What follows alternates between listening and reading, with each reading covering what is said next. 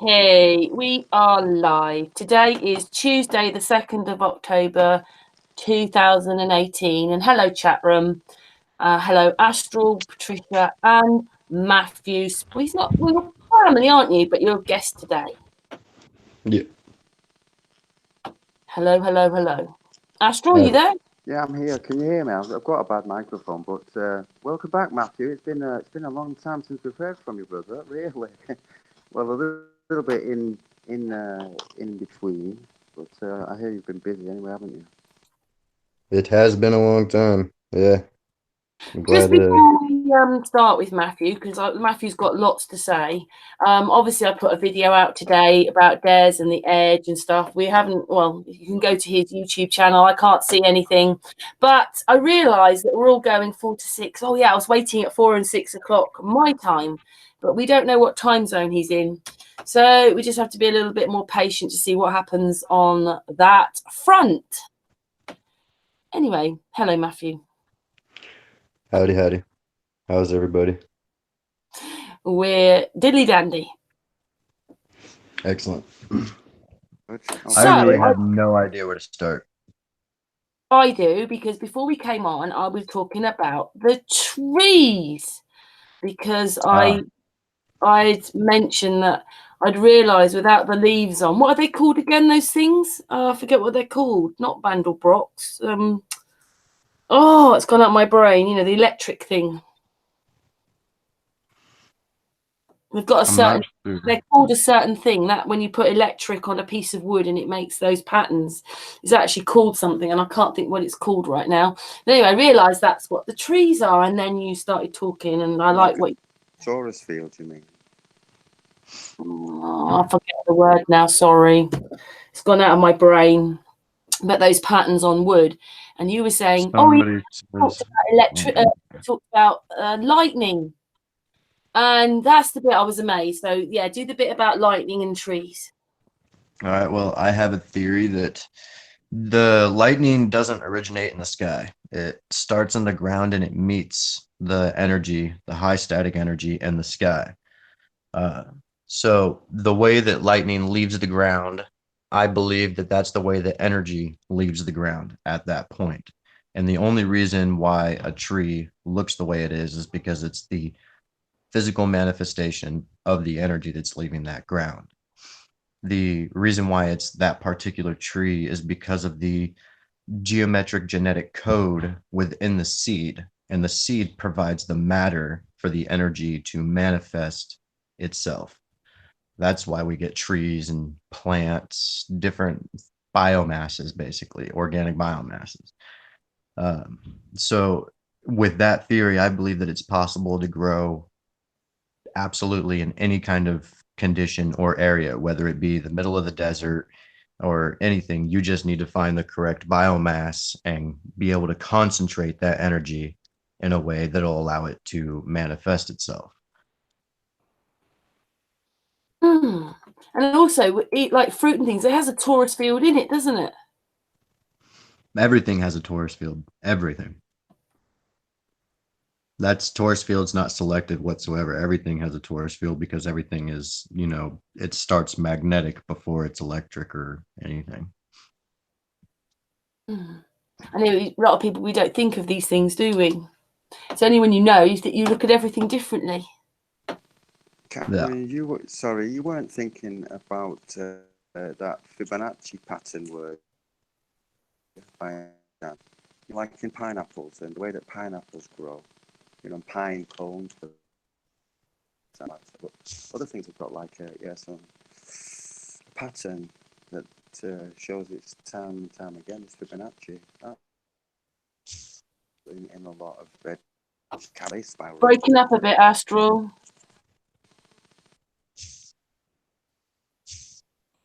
Don't know if you can hear us. Did you understand any of what he said?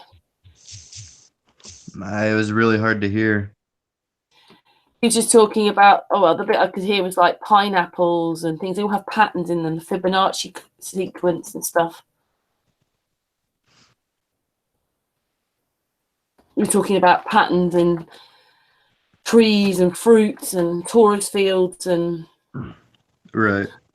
Yeah, I'll tell you what though, we have Joey Rocker comes in, and he also said that he felt that with everything that he had researched, that the lightning was coming from the ground. I think you're talking about Lichtenberg figures. Yeah, Is that what it's called? I think so, something like that. Yeah, Fractal Lichtenberg figures, wood yeah, burning with electricity. yeah. Nah, yeah. All right. You just Now I went get and it. looked it up, did But you? yeah, that makes sense, huh? Yeah, see, and then it was when because we'd been doing something on that, and then suddenly it was winter, and I was looking at the trees, and I was thinking, well, they're the same. That's what that's what I believe for a long time. I think that if you can use a ring magnet, you know, in order and copper, like a copper spike with a ring magnet close to the top of it and place the seed within the center of the ring magnet, I think that the copper will, channel the energy to that particular area, and the ring magnet will have it of the seed, and I feel that's a good way to concentrate the energy. Mm. Yeah, I mean, you're a very deep person, aren't you? And you've done like masses. When we met you, you were into, well, you still are probably into electromagnetics. That's your Yeah. thing, isn't it? Yeah, except I feel like I've moved on. I feel like the correct term should be magnetoelectrics because everything's magnetic before it's electric. Hmm. Yeah. Explain a bit more, Matthew. Well, electricity is basically when there's a disturbance within the ether, it polarizes the etheric energy within the atmosphere. That causes a point of inertia. This point of inertia is basically what magnetism is. It's magnetism isn't an actual force that pulls anything, but things are attracted to it. It doesn't attract itself, but things are attracted to it. So the way I explain this is because the point of inertia is where equilibrium exists. It's absolute stillness, no vibration, no nothing can exist. That's why not even light exists. It's just a pure darkness is what inertia is. Energy seeks that equilibrium, and energy moves in a dual toroidal fashion. And when energy seeks that point of equilibrium, it spins into it and it creates a vortex. Yet, when it comes close to this point of inertia, because it cannot be still and there's no point of absolute zero, that repels back in on itself. This creates the torus field. Now, with that, hold on, I just lost myself. He was talking about points of inertia. Yeah. Yeah, no, give me a second. Yeah, no, my mind literally just completely went blank. That's crazy. We were talking about magnetism yeah. and energy. Okay, I'm sorry. That's where I was. All right. The dual toroidal field. So when energy goes down in towards this point of inertia, when it's expelled outwards, that's now electromagnetism. It goes in as energy and it's expelled as electromagnetism because the energy is now reacted with the magnetic property. So it expels out as itself as electromagnetism. Now, when electromagnetism passes through matter, that's when it becomes electricity. So electricity must have matter or energy must have matter in order for it to be electricity, basically. So everything's magnetic before it's electric. You've got the magnetic lure, which takes the, dielectric unpolarized ether and turns it into electromagnetism because of the dual toroidal fashion of the pull, which technically it doesn't attract, but is attracted to, because energy always seeks its equilibrium. It's constantly vibrating, constantly moving. It's looking to stay still. And that's what that point of inertia is. It's a point of pure stillness, equilibrium. So that's what that's my theory as far as, everything's magnetic before it's electric. Hmm. So Does that make sense? yeah, I'm just a bit surprised that you've actually left electromagnetics, because it was a very big topic that you liked talking about when you were on our Well, I hangout. didn't leave it. I just redefined it. He's very clever, is our Matthew. So what have you moved on to now then? Right now I'm more into I guess you could say philosophy, theology, stuff like that, because I'm trying to understand where it all came from and why it all started.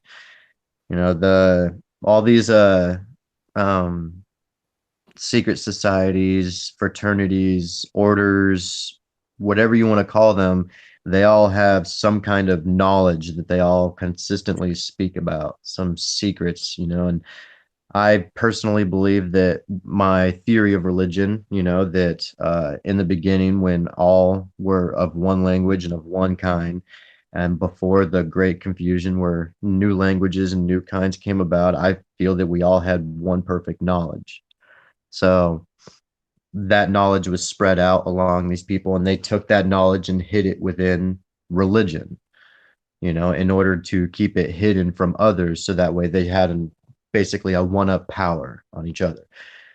I spread that out by saying the Egyptians had the knowledge of electromagnetism. The Celtics knew all about the flow of energy, those Celtic knots and whatnot, and those patterns. I believe that that's really them showing us the flow of energy and how it moves.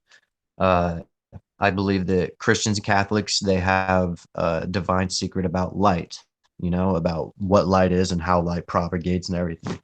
Um, I believe that the Hindus knew all about vibration, frequency, and sound. They because their temples are still unexplainable. People can't, they have all kinds of ideas. I have two ideas personally. There's a plant called the Hirakayama. It's 1 foot tall with red leaves, and the resin of this plant, when applied to rocks, will actually turn the rock into a softness like clay. There's also the possibility of resonating with the rock with musical or vibrational instruments until you match the frequency of the material, which then changed its density, allowing you to sculpt and mold it. That's the only way that I could explain how temples were built directly down into solid boulders. Even chains were created out of solid rock, which people can't do today. It's Matthew, today a lot of people are saying that maybe the stones were poured there. So what's your theory on that then? Because that, geopolymer.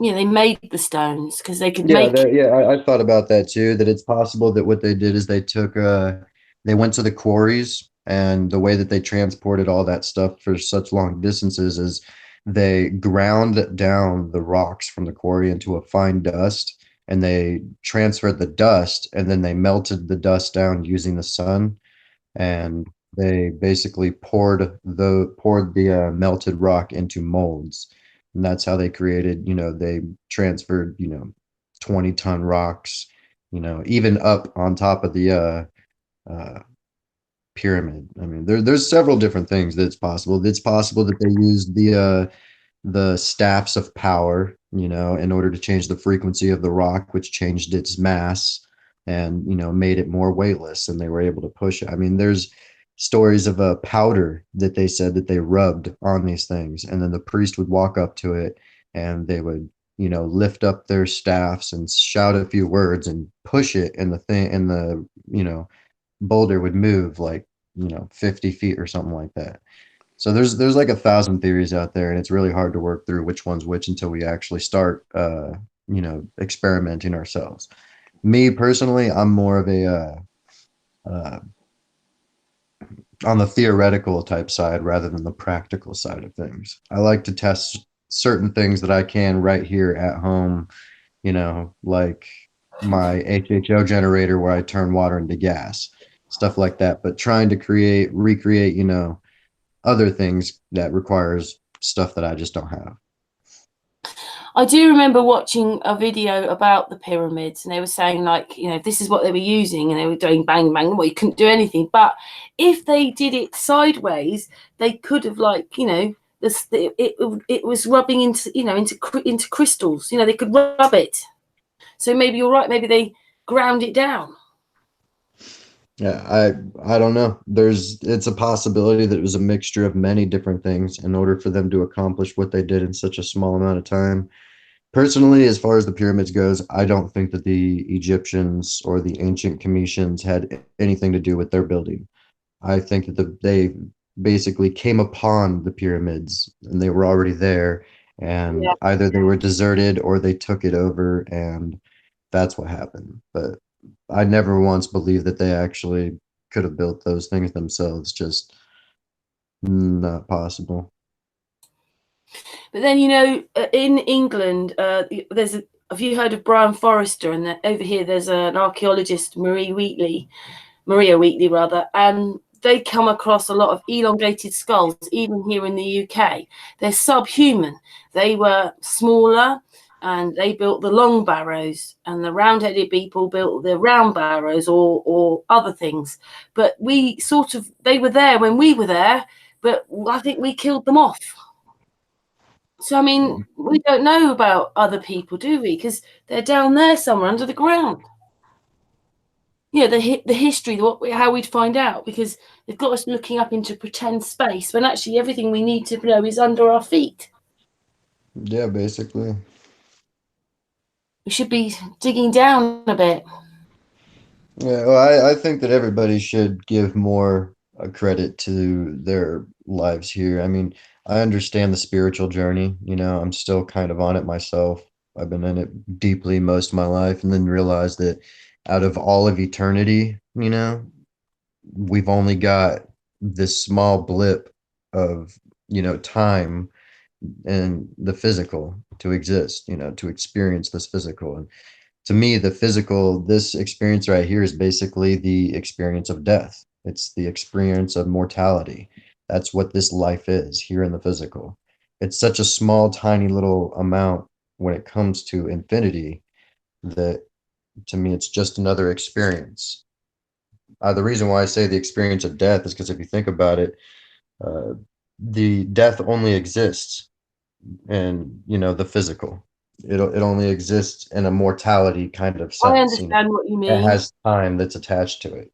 It's a Like a balance. pregnancy, an end of a pregnancy, there's a death because she's not pregnant anymore. I know that death's a bit of a weird word, but you're constantly learning to let go and go home. Yeah, well, when you die, I mean, I feel like it's almost common knowledge now, but when you die, you don't just die. You either are reincarnated because you've kept a physical and material mindset, and you haven't heightened your mental frequency and vibration, then you won't pass through the veil, which is time. I believe time itself is the veil that separates the physical and the spiritual realm, for moving on. If you're all about the physical, which time is purely physical, then you're not going to pass through that. You're just going to bounce right off of it, be reincarnated. But if you've been able to heighten your sense of thought and your sense of being, then that's the key.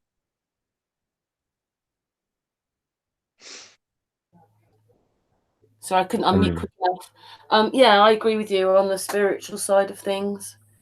even religiously, it makes sense too, because, like in the Bible, for instance, Christ says, if you're with him and you accept him in your life and you don't have any sin or anything like that, then you'll have everlasting life and move on to the next.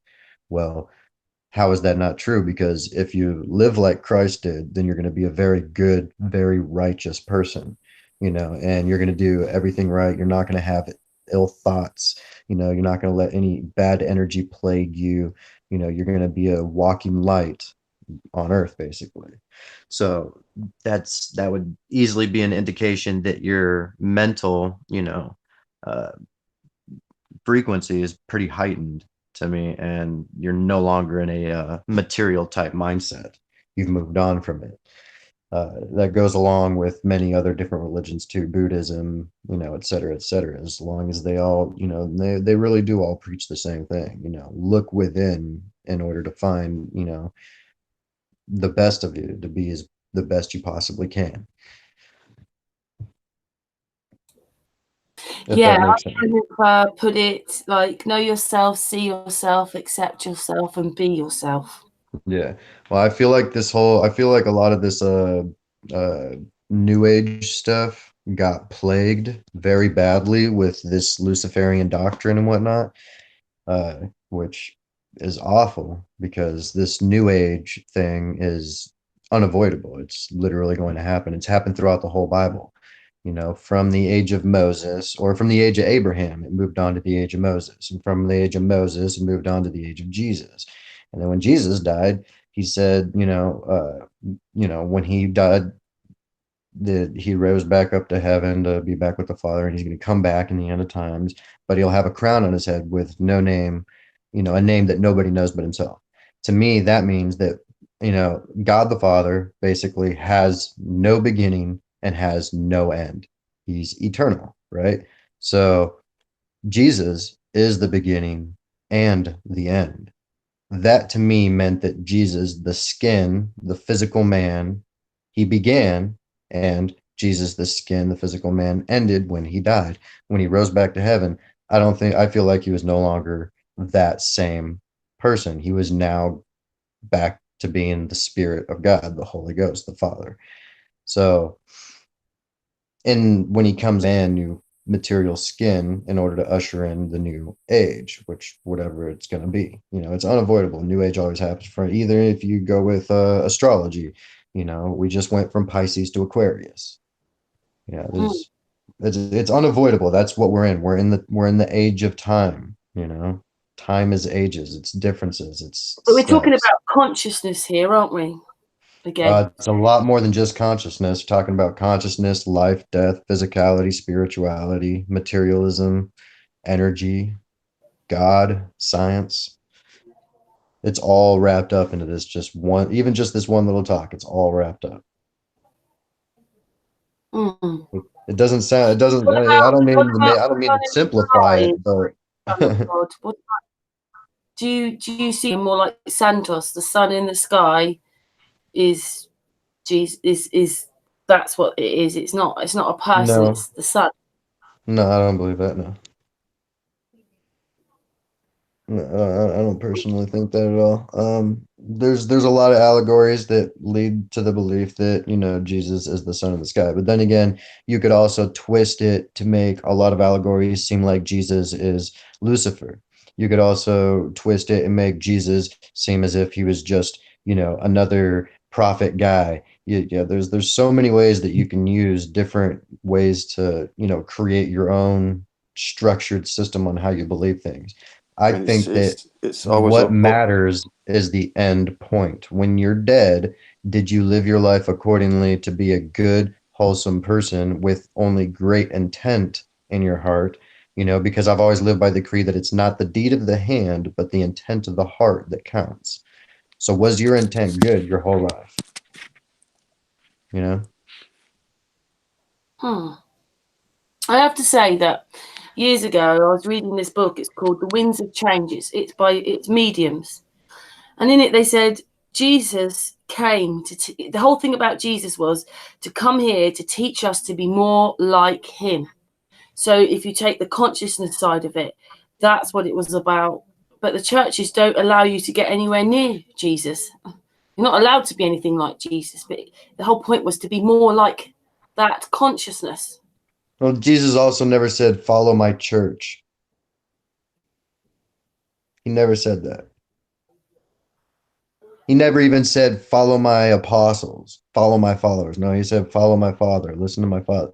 And he constantly said, my father, and he always prayed to his father, so I think Jesus, even as a man, came down to make it a point to pray to, even though he said, I'm the son of God, you pray to God. You don't pray to me. You don't go, dear Jesus, you go, dear Father in heaven. That's what Jesus did. So I mean, this is my opinion. You know, I'm not making this, you know, as 100% thousand fact. This is my own personal, yeah. Thank you, Matthew. So this bit you're doing with philosophy, explain a bit more about that then. Oh, well, that's pretty much what I was explaining right there. My idea of what we're going through right now, this experience is literally the experience of death. It's not the experience of life. Life is eternal. Life always was, is, and will be because life is pure consciousness. It's living. Right now, we're dying. From the moment you're born, you're starting to die and decay.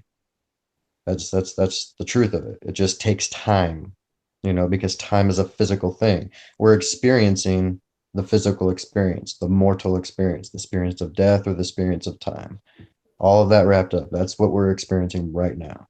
And I believe that we all have to experience this in order to understand what comes next. I have to say, sometimes I wonder if it's hell here, though. No, that's what you make of it. You make of it what you feel. So if you live your life thinking that we're in hell and that life is hell and that everything is all bad around you and then it's all negative and that's all it is, then your life is going to be just that. You get more of what you think. You know, that's there was this thing that went around a little bit ago called The Secret. It was about the law of attraction. And its main thing is think more about what you do want and don't think more about what you don't want because you're going to get more of what you think about. It's you don't get, you know, it's the universe isn't selective. If you sit there and you think, man, I've got so many bills, you know, there's just so many bills, oh gosh, just another bill, then you're just going to get more bills. But if you sit there and you're thankful for what you have and you're happy and you live your life accordingly and whatnot, it's going to get that much better because that's the energy that you're putting out there. Just like light is a coaxial circuit. It always returns to its source. Light itself is dependable upon your thoughts and your eyes receiving that in order to turn it into information that you perceive as light. Just the same thing right here. Thoughts are a coaxial circuit.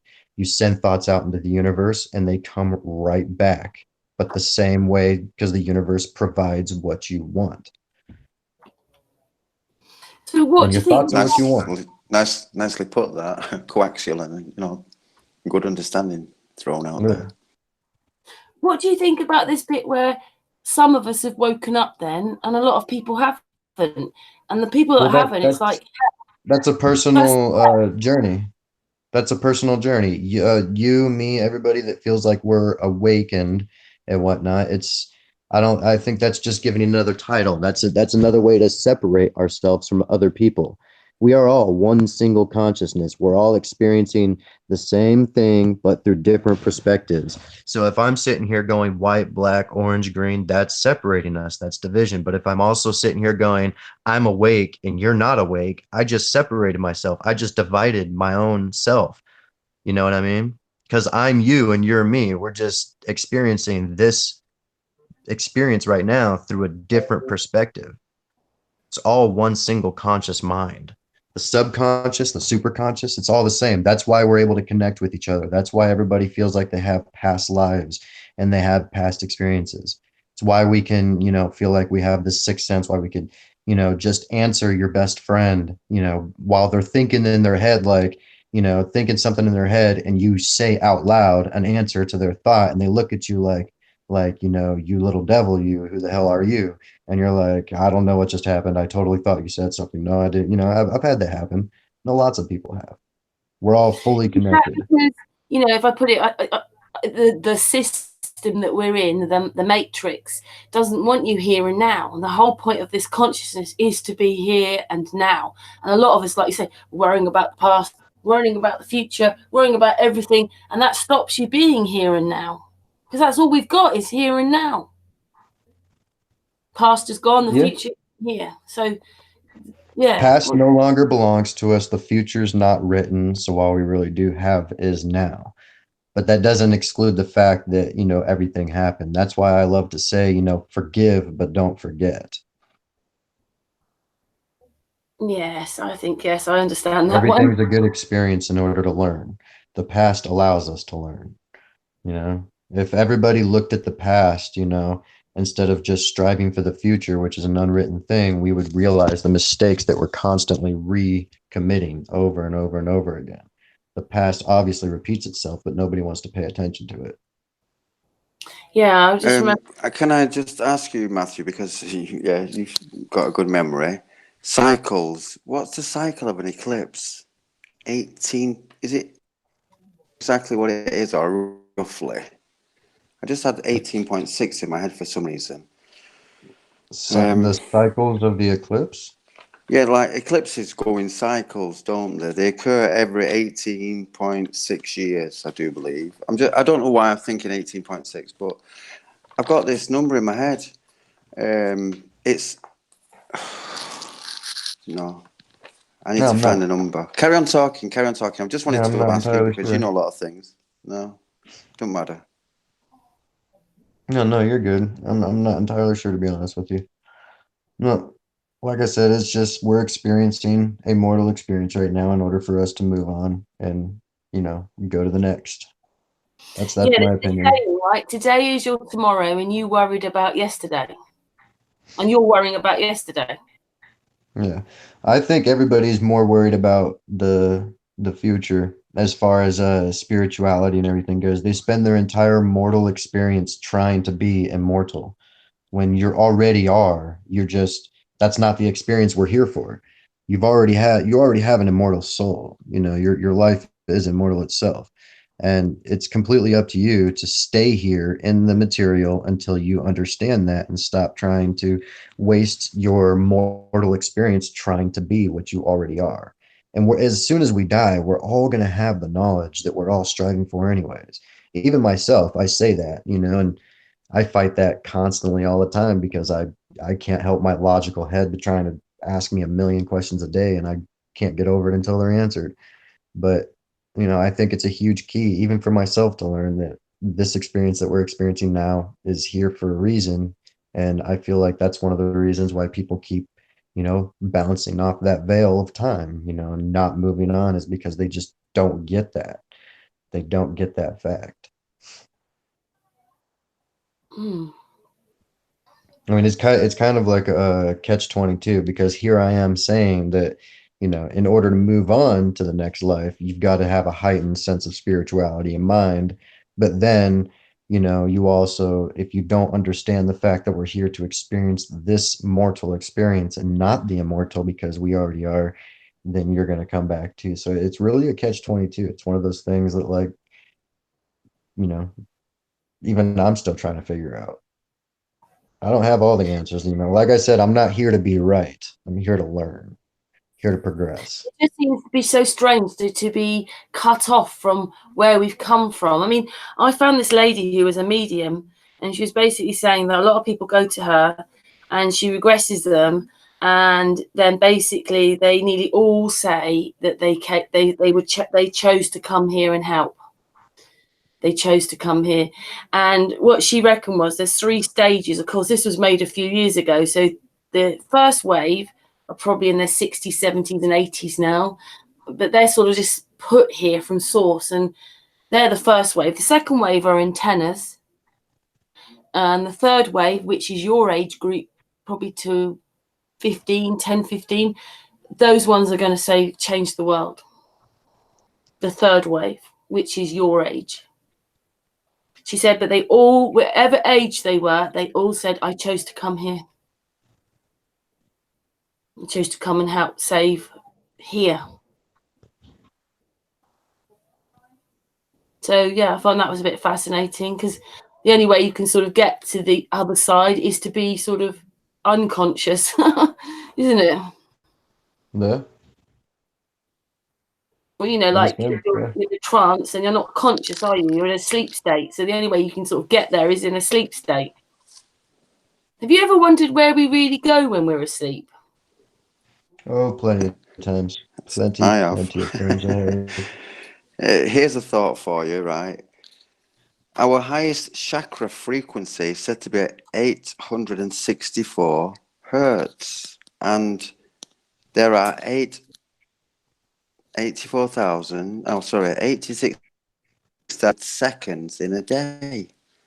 So we've got 864 and 864. And if anyone looks into 864, it's all over the place, isn't it? Well, yeah, but that's I feel like sometimes those things are kind of off too, like even numerology, because like time has changed throughout time, you know what I mean? Like the Vatican just released a declassified document stating that they took added 5 years to the calendar in order to make up for something. So what is the original amount of time? You know, what's the original amount of seconds per day? You know, and then they say that we're losing time all the time because the earth is slowing down in their spin or something like that. So I don't know.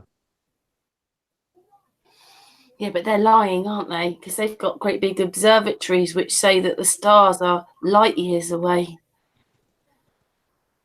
Yeah, I have no idea. So we're lied to rather a lot, aren't we? No, like I said, I have no idea. I really don't. But the reason you're here is because you want to find this out yourself. Yeah, I mean, I can comment on what I think stars are and stuff like that, but as far as, you know, how far they are, what's out there and what's up there or in there, or however you want to describe it, I have no clue.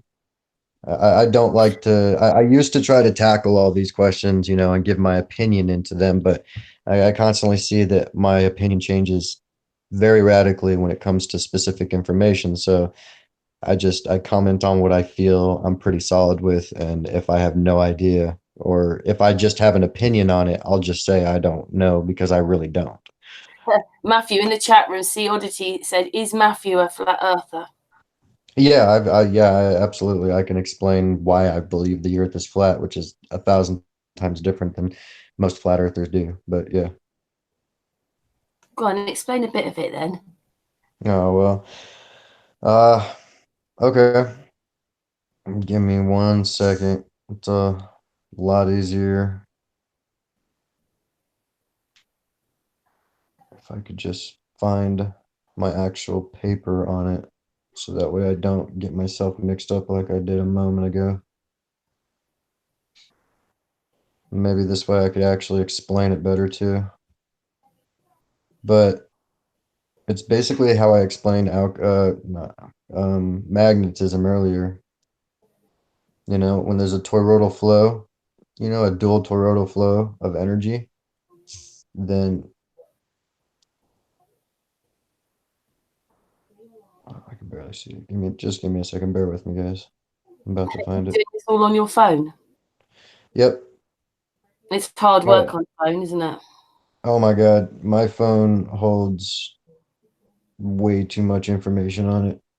Normally, I could care less about my phone and be like, oh, whatever. If I lose it, I lose it. But if I lost this phone, years of research down the hole.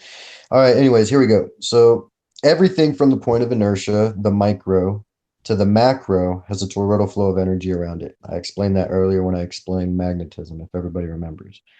This is because energy flows in a double helix vortice. It's always seeking an equilibrium, basically a resting place. So once it finds this point of inertia, it flows into it, creating a point with a wide opening, the vortex. And I'm trying not to use the exact terminology that I got in here because it's a lot of big words, and I'm not trying to seem all pseudosciency. It's just my not fact. This is just my theories. So when the energy leaves, it's dispersed in a radial direction and curls back in on itself, you know, and that means radial as in from the spiral outwards and curls back in on itself. That's what you get when you see a torus. Looks like a donut. Um, in order to find its equilibrium. The nonstop flow, as long as it keeps going, it just remains and it just keeps going and going and going, right? Well, when you have a dual torus, so another toroidal flow enters upon below because there's, you know, as above, so below. So there's duality. There's not just one of anything. So you've got the secondary. Now you've got one point, point pushing downwards into the point of inertia, and you have another flow pushing from upwards, right? So one going up, one going down. This gives you the hourglass figure, which is the hyperboloid. So now you have the hyperboloid. All this energy is being pushed from below and above into the single point, and that creates a plane, basically a disc in that area of energy that's being forced from the top and the bottom. It squishes it out like a pancake. Just think about that pressure from the top and the bottom. It's not going to ball up. It's not going to do anything like that. It's got equal pressure from both sides. So it's going to turn into a pancake. And that's what you've got. You've got so much energy built up in this plane of equilibrium that elemental matter and material builds up. And now you have matter, hence, flat Earth. Earth is flat because, the physics of magnetism, energy, and matter says it is.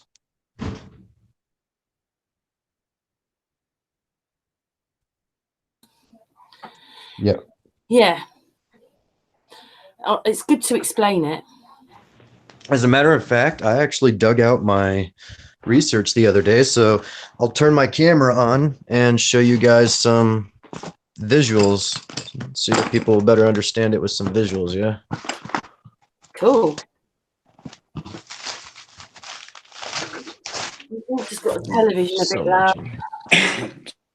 Sorry, that was well thought actually, because I was just looking for a kind of a visual of something to see if it was anything like what I had imagined. Awesome. Hey, there's Matthew. All right. Gotta find the right. I think this is. Okay. Okay. I found it. Now I've just got to find the right. It's a lot of my different research.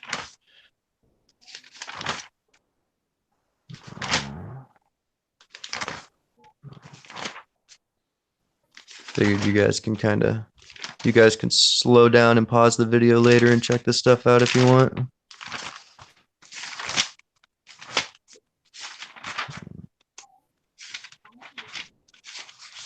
I think I might have passed it up.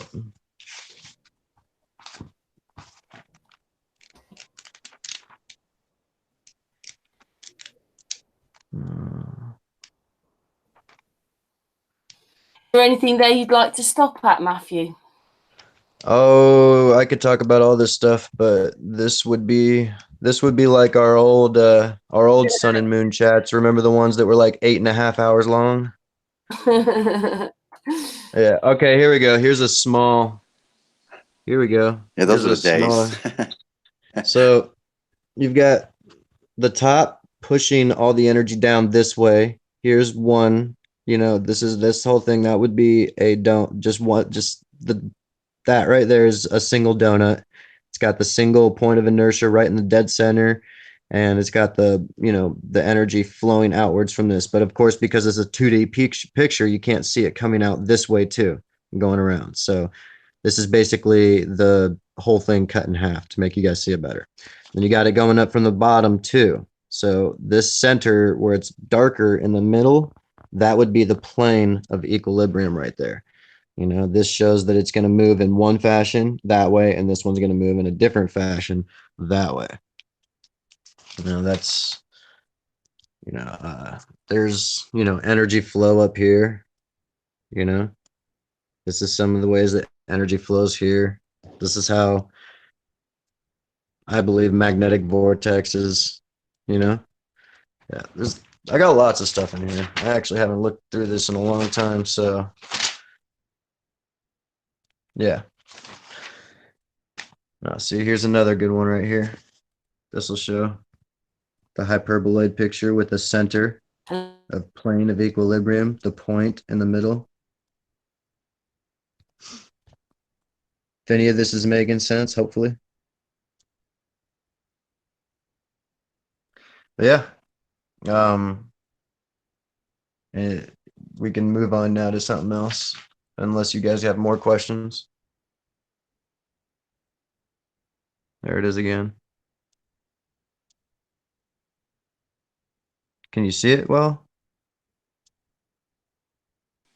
That's all very interesting. Yeah. But yeah. What else do we got?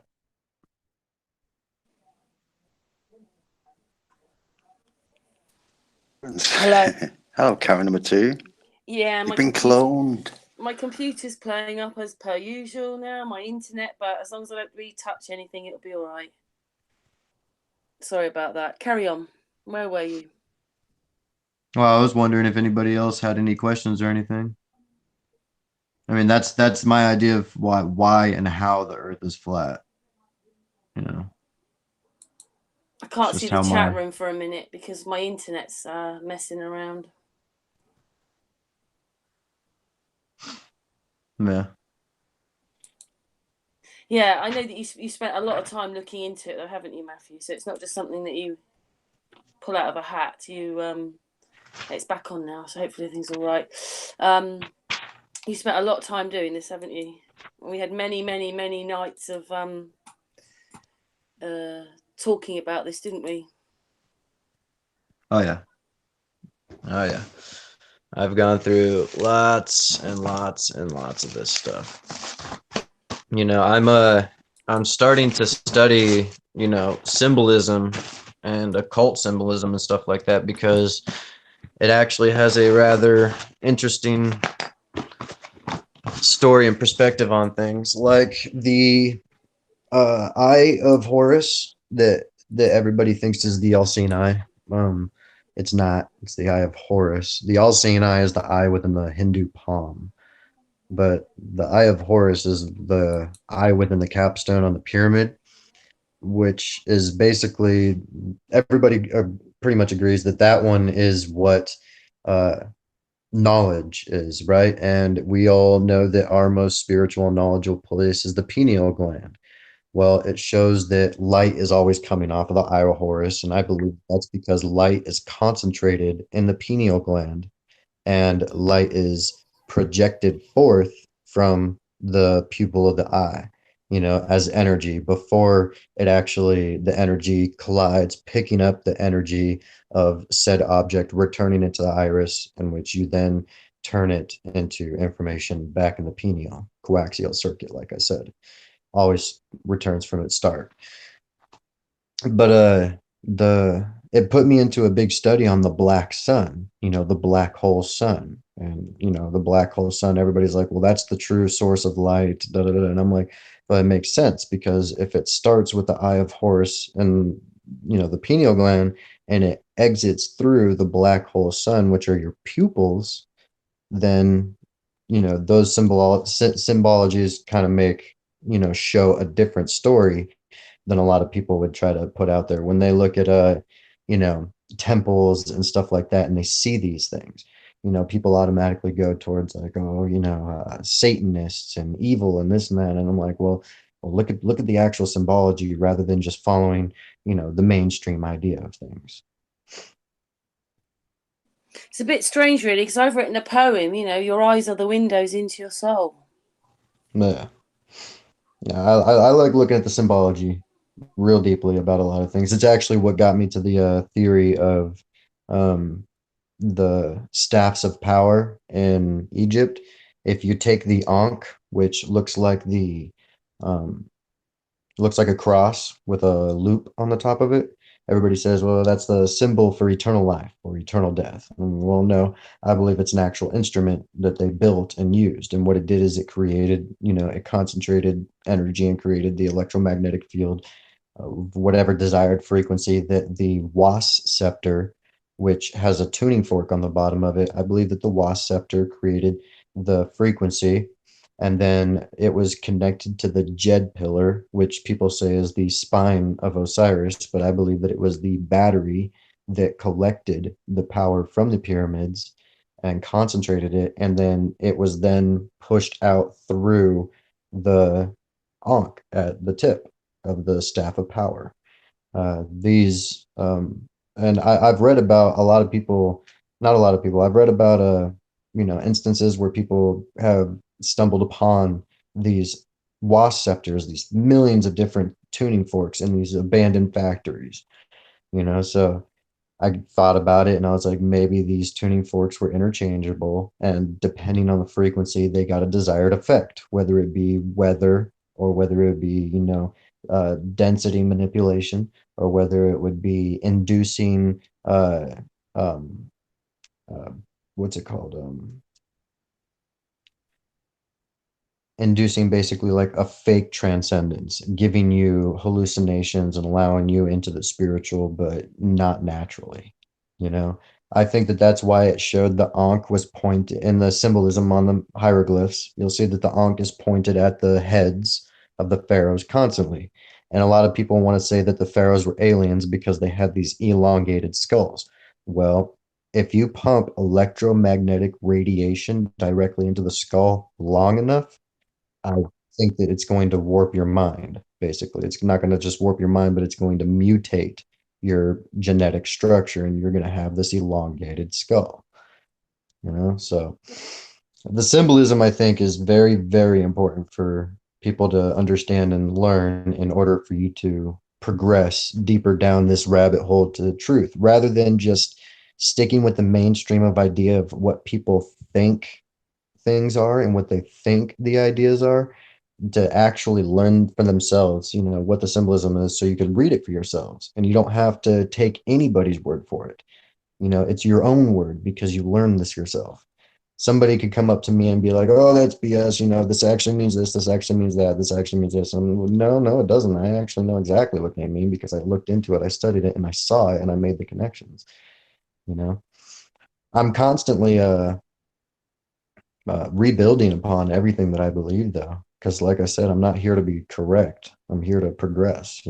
Yeah, and your thoughts might change again and again as you learn more. It changes Like, things. yeah, I used to believe in aliens and all sorts of stuff like that, and now I see things so much more differently.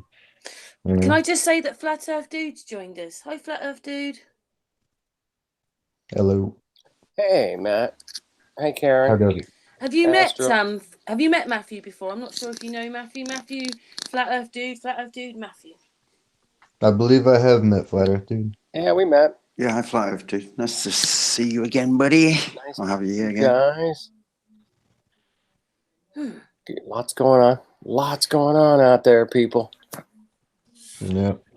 I see in the comment sections, a lot of people are talking about language. I agree that language can be very deceitful. It's very troubling, especially right now. When you speak, sound itself doesn't actually leave your mouth. Sound itself only exists in the mind, because without the ability to collect sound in the eardrum, which then converts it into information, which you perceive as sound, it's only percussions and percussions and compressions within the atmosphere. They're vibrations, is what they are, at different frequencies, pitches, and tones. So that's then collected, which you now think and hear as sound. That's why if you have damaged hearing aids, stuff like that, there's nothing that you get, because you don't have the ability anymore to collect that vibration and turn it into knowledge for conversion. So I think that when like mumble rappers and whatnot, when they say all these random words, which a lot of them don't even make sense, kiki ki ta ta ki la da ba di di glock glock to talk talk, stuff like that, I think that they actually know the specific vibrations and percussions that they're pushing out there, and they actually have a desired effect that cause either ignorance or rampant rage and senile behaviors, riots, looting, hate, maleficent energy, stuff like that. I believe that there's a real purposeful desired effect. Maybe they don't personally know it, but the people that do write the words that usually aren't the artists themselves, I think that they know something about what they're doing. But who knows? A lot of these people say that they're within, certain societies that know these things. And where there's good societies, there's going to be bad societies, because that's the duality of reality.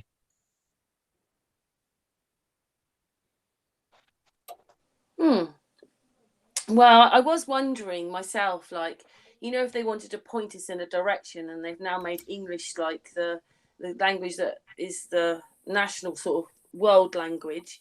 But if it was the oldie worldy English language, it was never going to work, maybe. So that's why maybe the language is being cut down to fit everybody.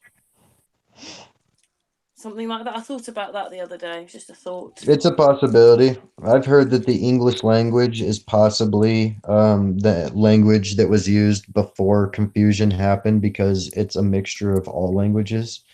But it's also possible that the English language was purposely brought out as a means to confuse and, you know, indirectly spell people. You know, that's a possibility. There's 1,000 different possibilities, but I think in the end, it's what you make of it. You know, if your intent behind your words is to do something harmful, then you're going to give the harmful energy to your words in order to be powerful. But if your intent is good behind your words, then I believe that you're giving your words the power to be good.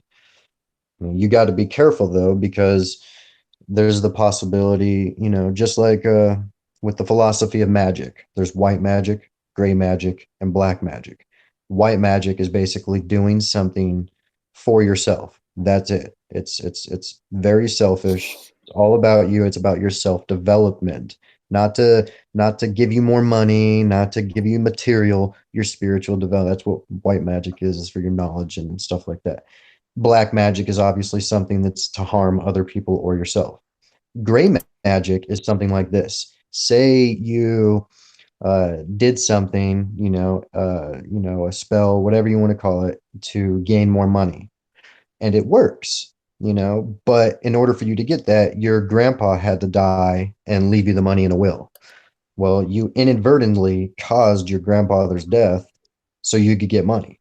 And that's now black magic. Now you're not responsible for that.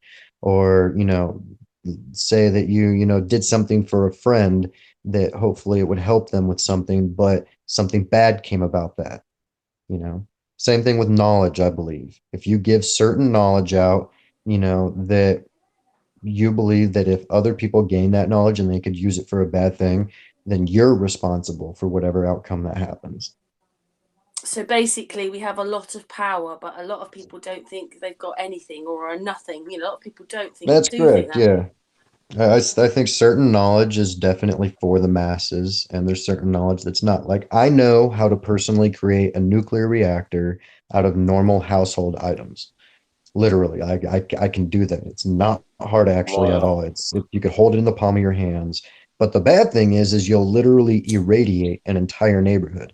This has happened before. It's actually been done. This kid built one in his garage and unwillingly irradiated his whole neighborhood with SWAT, FBI, everybody, like, just tore him apart. It was pretty hilarious. I learned what he did in order to build it, so I can do that. That's not something that I'm going to try to teach everybody. You know what I mean? Because if they go out and they try to do it and they think that it's cool, but don't think about the repercussions, I'm now responsible for all those people that get radiation poisoning now.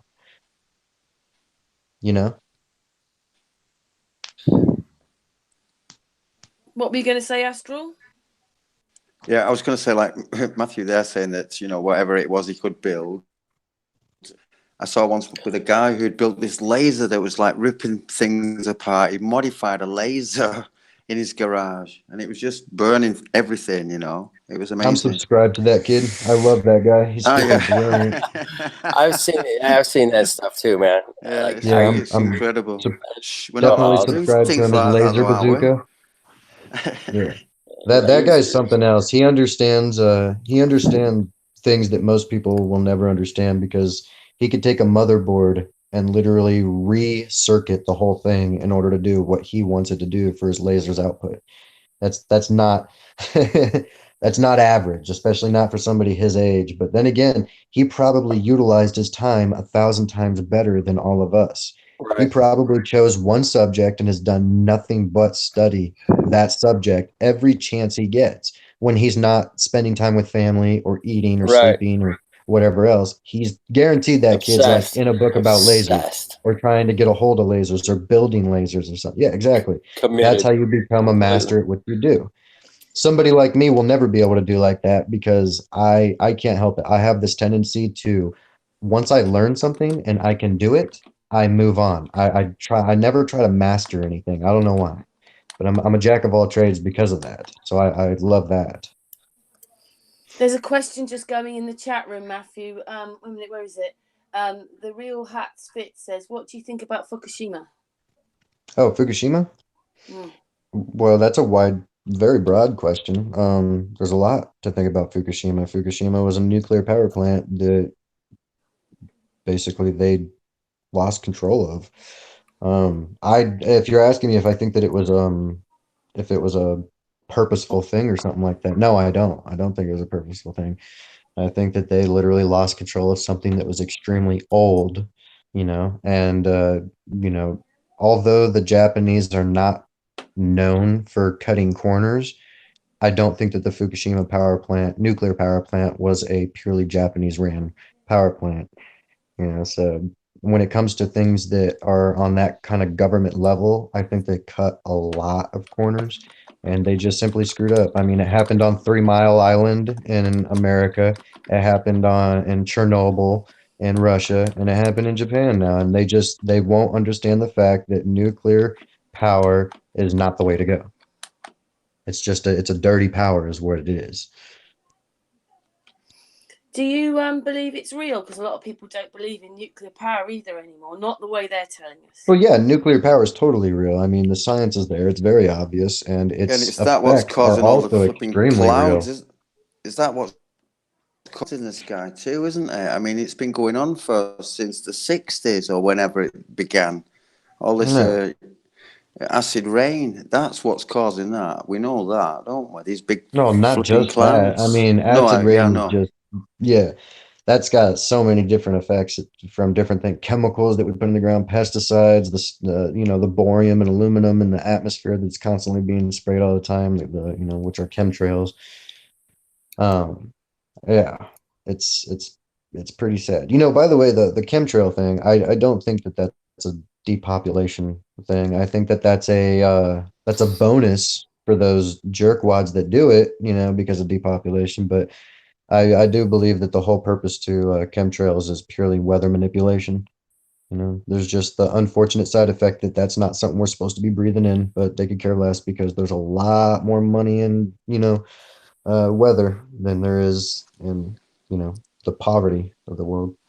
Yeah, can I just say I saw a site not long back that was actually selling it, weather manipulation. You Yeah, could Oscar's Travel does that you, for you could 100. buy a cubic meter of water and make whatever per hour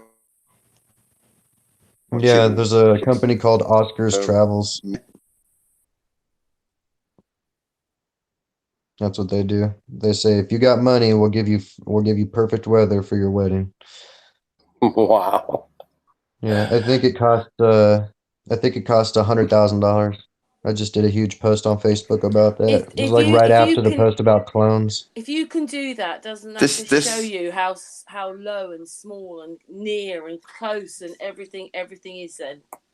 Right. Yeah, well, this No, one that I was no. on about was a bit more clandestine than that. This was more in a Middle East kind of operation, the desert areas and things where things could happen, where they No, could, I'm not you know, surprised. There was a farmer and in what have you. Kansas. Yeah, it's crazy. Yeah, back in like 1940, there was a farmer in Kansas that built these things that looked like huge xylophones, and they pointed right up to the sky and he made rain with them. The guy like disappeared off the face of the earth within weeks of showing everybody, and it was in the news and everything. You look up the articles on that. There's lots of people. Tesla created a machine that manipulated the weather. I think even Edison created a machine that manipulated the weather. It's not that hard to do. You don't need to do what the military and everybody is doing with the borium and aluminum and all that. It just gives them 10 times more control. You can manipulate the weather without those things. It's been done for a long time. The scary thing, in my opinion, is the fact that it's pretty obvious now that the military is and the governments, they have technology that's like 50 years beyond what they're showing the people.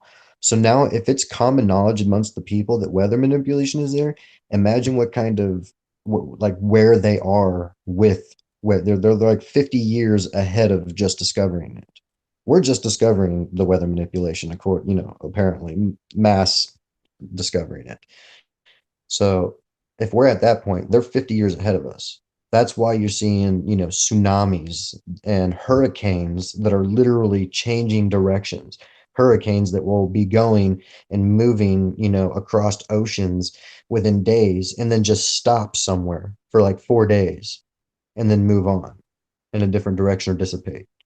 I think that's how You don't hardcore think? that they are. Yeah, that's what they're doing. They're manipulating the weather. Yeah. Oh, and in like such a huge way, it's unbelievable. I mean, I think that it's almost at a point to where they can literally reshape the face of the earth, not with nuclear weapons or anything like that. They don't need that stuff because there's no money in all of us dying. Like World War III, everybody thinks it's going to be, nuclear bombs everywhere. It's never going to happen because they lose all their control and they lose all their power and they lose all their resources.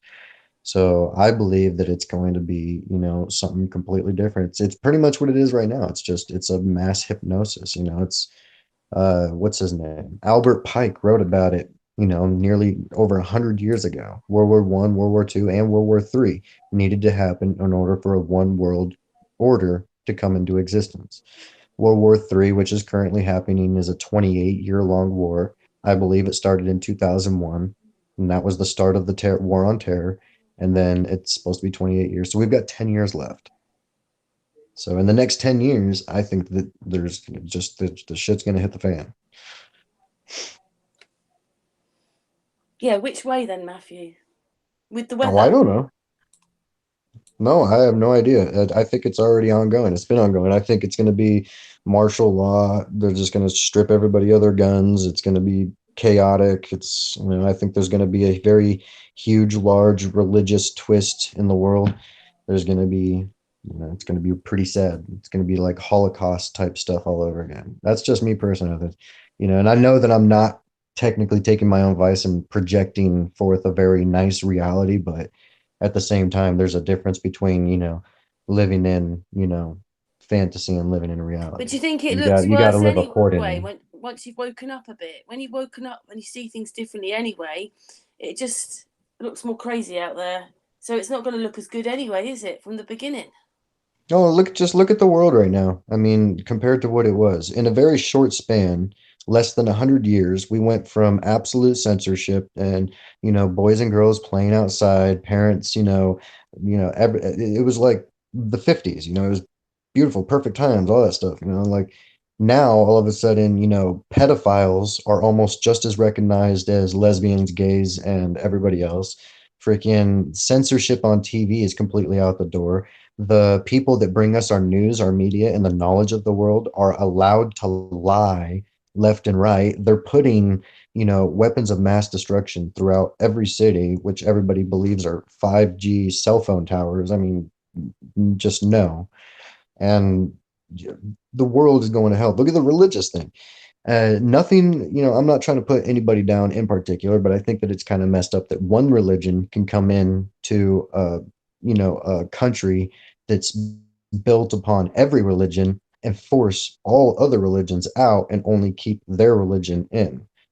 To me, it's just, I feel like there's going to be a very big twist in everything. And it's all going according to plan, exactly how Albert Pike wrote about it over 100 years ago.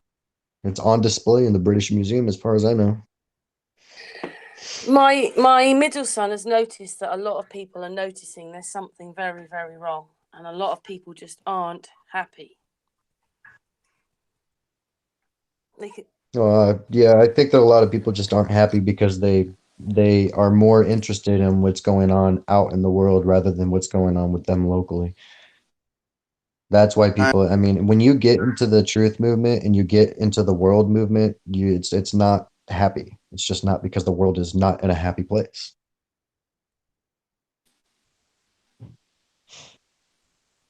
What was that, Astral? That's a bomber, man. Yeah, I just wanted to say that. Can I say, dude? Go ahead. Yeah, I was just thinking that, and don't misinterpret this now. This is what I feel for me personally. It's like we're slaves, right? Prostitutes. And we're prostitutes to the highest bidder.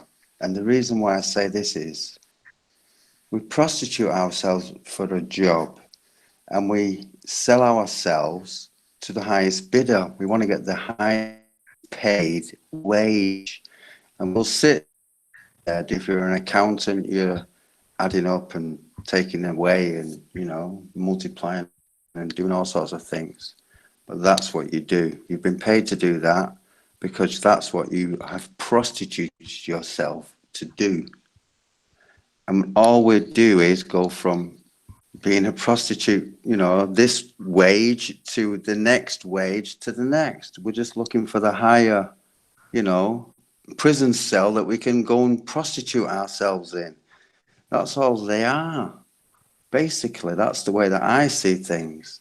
When you look at it, when we're working, we're just prostituting ourselves for the highest wage.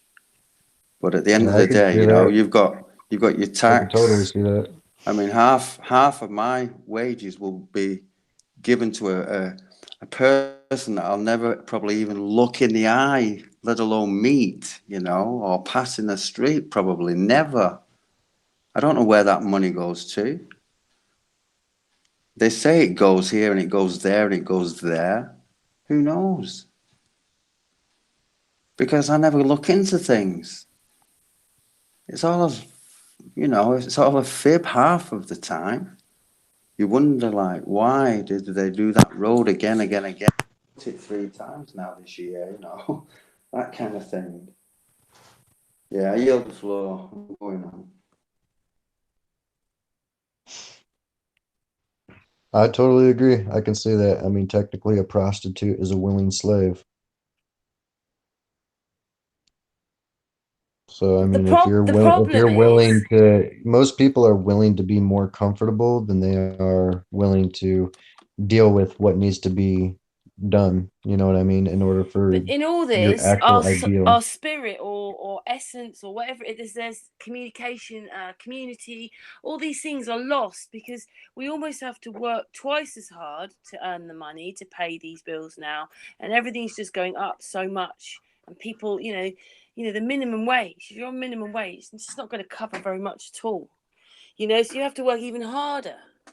And I mean, there's no time anymore for families. There's no time for, we make time, but you're having to then have hardly any sleep. That's not necessarily true, though. I mean, there's so much time. That's all we have. That's literally all this experience is just a bunch of time. Yeah, but we're funneled. That's what we have. It's just we choose to spend that time in a different way. You know what I mean? Like, people can easily quit their jobs, sell everything that they have, buy, something that allows them to travel, find somewhere to go, grow their own food in their own garden, teach their children themselves so they know what their children is being taught, and they can live a good life. But people choose to be in comfort rather than work that hard for what they really want. People really, really want this stuff to be handed to them. They want these things to just happen. People always that's one of the saddest things about the world is everybody thinks that somebody else is going to make things better. Why doesn't the government do this? Why don't they do that? Why are they doing this? Well, why don't you do something about it? That's what I say personally. I grow my own weed. I grow my own food. I have animals that we have. If we're going to eat animals, we got our own animals over here. I do my own stuff. What I'm doing, I do my own research. I'm trying my best not to rely on anything and anybody else. And now I don't have an excuse for my failures. I just deal with them because I'm the one that failed, not somebody else. If I put all my expectations on someone else and it goes wrong, then yeah, it's a lot easier to blame others than to blame yourself. So why put all the expectations on yourself? Yeah, we are a society that doesn't like to take responsibility for ourselves. And that's how people get out of doing anything or changing anything, because they say, well, it wasn't my fault, or it's nothing to do with me. So that gets used. That's what people use. We're in a society that thinks like that. We're not responsible. Yeah, well, that's what I keep saying. The law of attraction, it's a very real thing. If you think more about what you do want than what you don't want, you're going to get more of what you do want. If you give more energy to that, if we do nothing but talk about what's wrong in the world, we're going to get more of what's wrong in the world. You know, we got to concentrate on what's right in the world. Like, guess what? There's technology out there that changes the weather. Oh man, so we're going to concentrate on how bad that is. Why the hell would we do that? Weather changing technology, if we can somehow get a hold of that, we could go to the desert and provide food for the world. We could go to places where it's so arid and people are losing food and don't have water and don't have, rain or anything like that and make it rain for them. But instead, we're concentrating on what's bad. There's technology out there in the world that can literally cure cancer. But what do we concentrate more on? We concentrate more on the fact that they don't give us the cure of cancer. They won't give us the cure of cancer for money. Well, you're going to get more of them never giving you the cure of cancer for money because you're not going out there getting it for yourself and making it happen. And the reason why nobody does it is because there's 3 or 4 attempts that somebody actually went out there, they tried to do it and they got killed or they disappeared, so everybody's scared. But if we had 200, 300, 400,000 people, or even a couple million people just in the United States alone doing that alone, they ain't going to have a choice, because they can't go to every single door and just start killing people, because then it's a serious revolt, and that's a whole lot of money and time that they don't have on their hands. Everybody thinks, oh, it's just going to be so easy for the government to come in, martial law, and this and that. And it's really not that easy. It's not an easy decision for them to make. Of course, they're totally willing to do it, but it is a lot of money, a lot of time. It's going to be a lot of death, and there's a huge possibility that it's not going to work. Especially here in the United States, because the United States is so damn trigger happy and strapped to the friggin' teeth, and nobody listens to anybody, especially not the government. So I just don't see that kind of happening here at all. We need to concentrate more on what's going on that's good in this world. If we do that, then there's going to be more of good in this world, Hopefully that's what waking up's all about, isn't it? Yeah, well, but we're all stuck a little bit in the terror bit, because it's like, when you learn that your whole reality is a lie.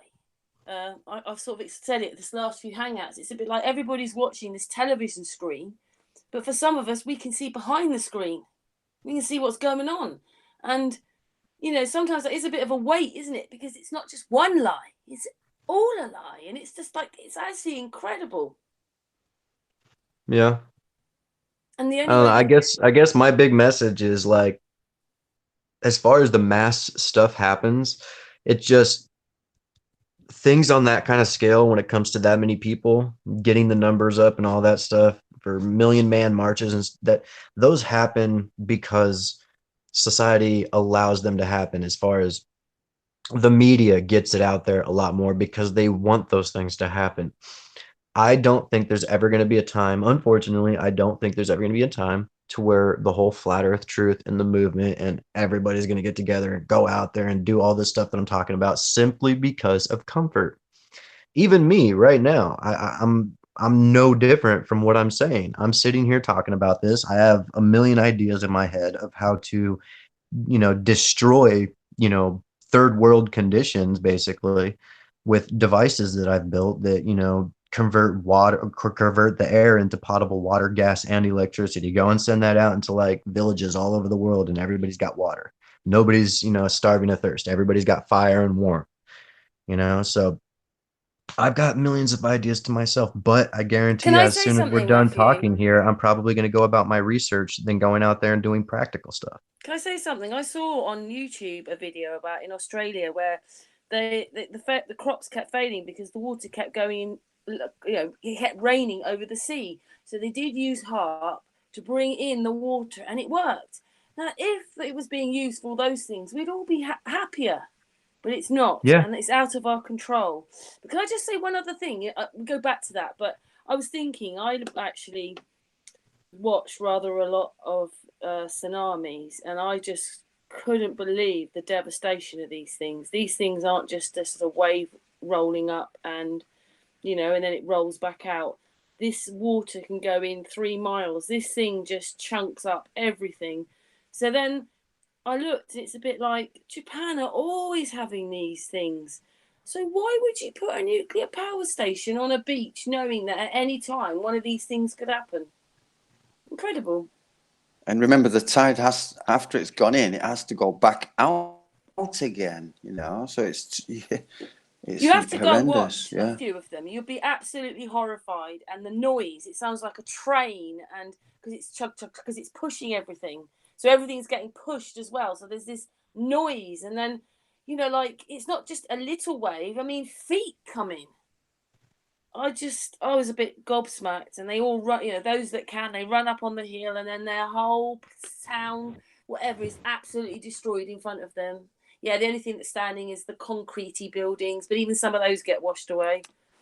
It is just to watch it, like they're waiting for it to come up the river, you know, the estuary, and then it overflows, and then it just completely.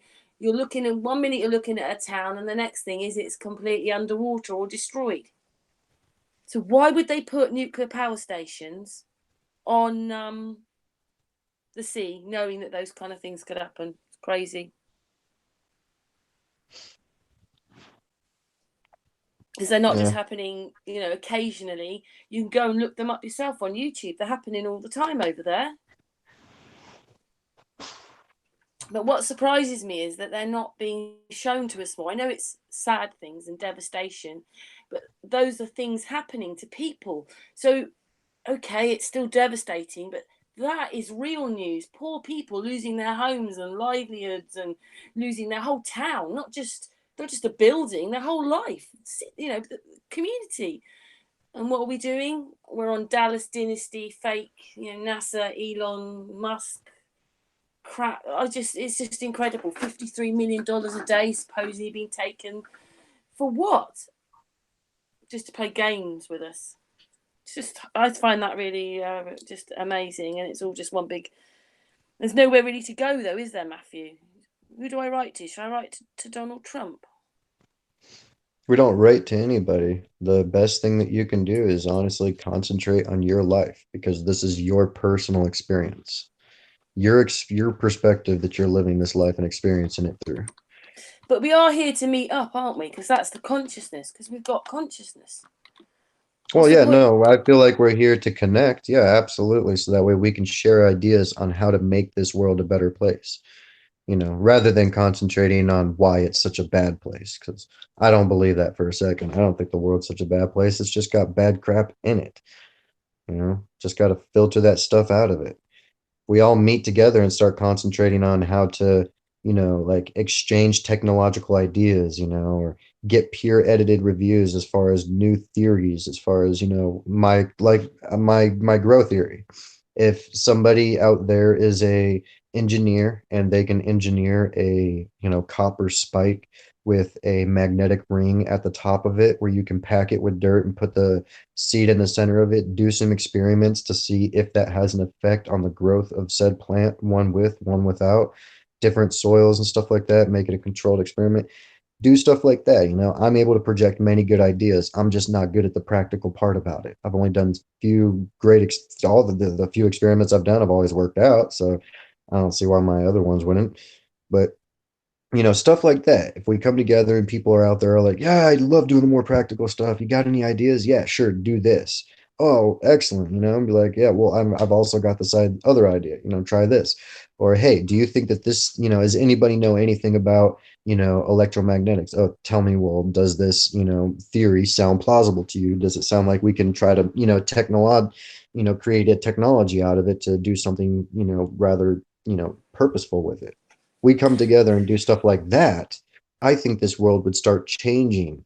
But most shows that, you know, come together, talk shows, stuff like that, they start off with the greatest intent of doing exactly what I'm saying, but always end up focusing on what they don't have, what's wrong, or what they, you know, stuff like that, rather than what they want and what they do have and But what it they is a can do to process, better isn't it? Because you can say that now because you spent a really long time researching, getting to know who you are as a person, and now you Yeah. can say that.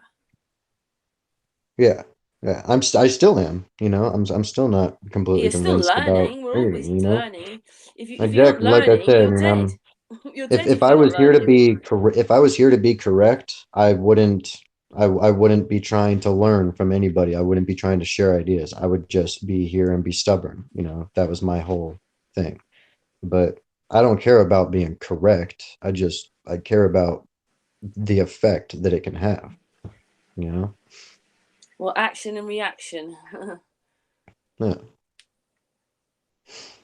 Yeah, Hmm. I'd really like to get together with, a lot of more, like-minded people like us, and also people that are just more, gravitated towards of trying to share ideas to put into action, Yeah, get talking, a listening, mixture of learning. theoretical and practical people together to make things happen. Yeah, because it's okay to talk and discuss. It doesn't mean we'll have to agree on everything, but we just have to be open and to listen. Isn't Yep. that what the elders would have done? Exactly. I think if we all try to come off in debates with the same mindset of not being here to be correct, but being here to learn, I think the debates would stop turning into arguments immediately.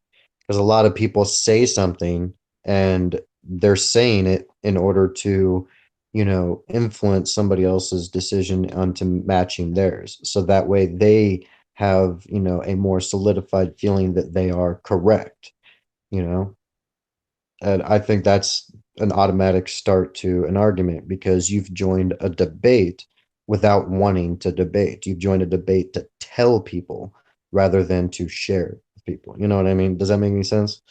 Like if I sat here and said, you know uh the Bible is the only truth and everything else is wrong, and if you disagree with me, you're wrong. That's not me being open. That's me telling you guys something, and I'm But not do you sitting know here what? telling you. I'm saying this makes People, a whole lot of sense, but so does this.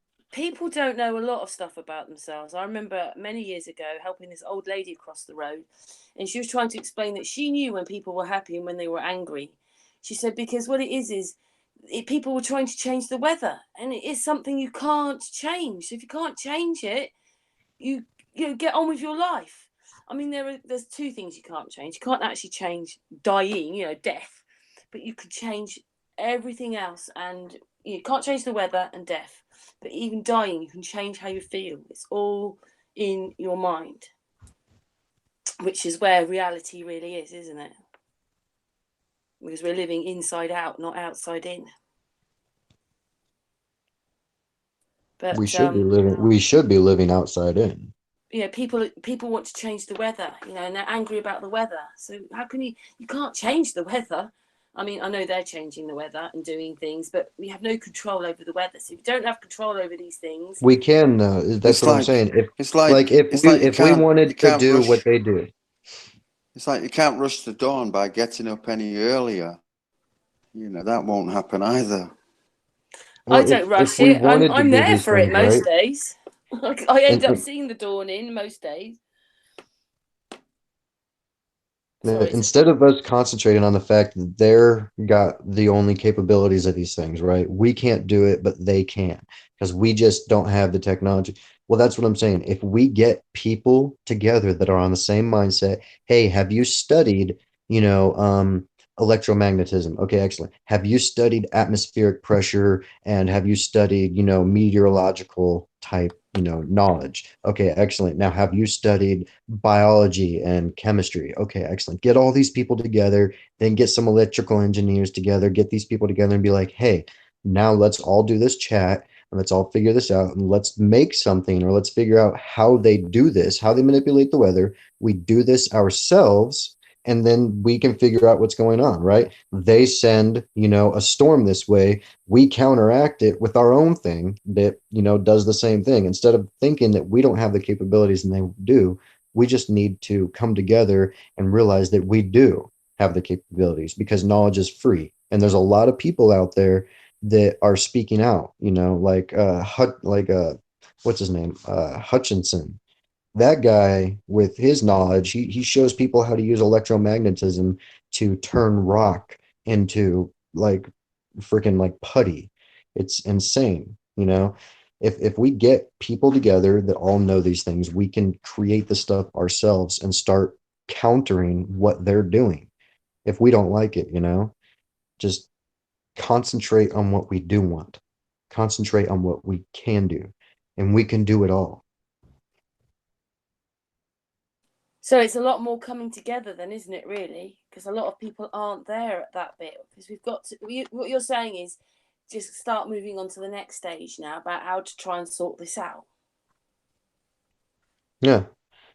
You know, I feel like if we get certain minds together, like if we could get Ken Wheeler and Scientific Lee and John Hutchinson and, you know, people like that, and then a few people with, you know, ideas like mine and other engineers and stuff, all of these people put together into a single good, you know, chat can literally change everything. That's what we need. Just the division is what's killing us. You know, as everybody thinks that somebody else is greater or better or they could do more. We could all do the same thing. We just need to figure out how. I can easily do practical stuff. It's not my suit. I prefer the theoretical side of things and putting things together with stuff that's pre-existing, making new things out of it or improving it.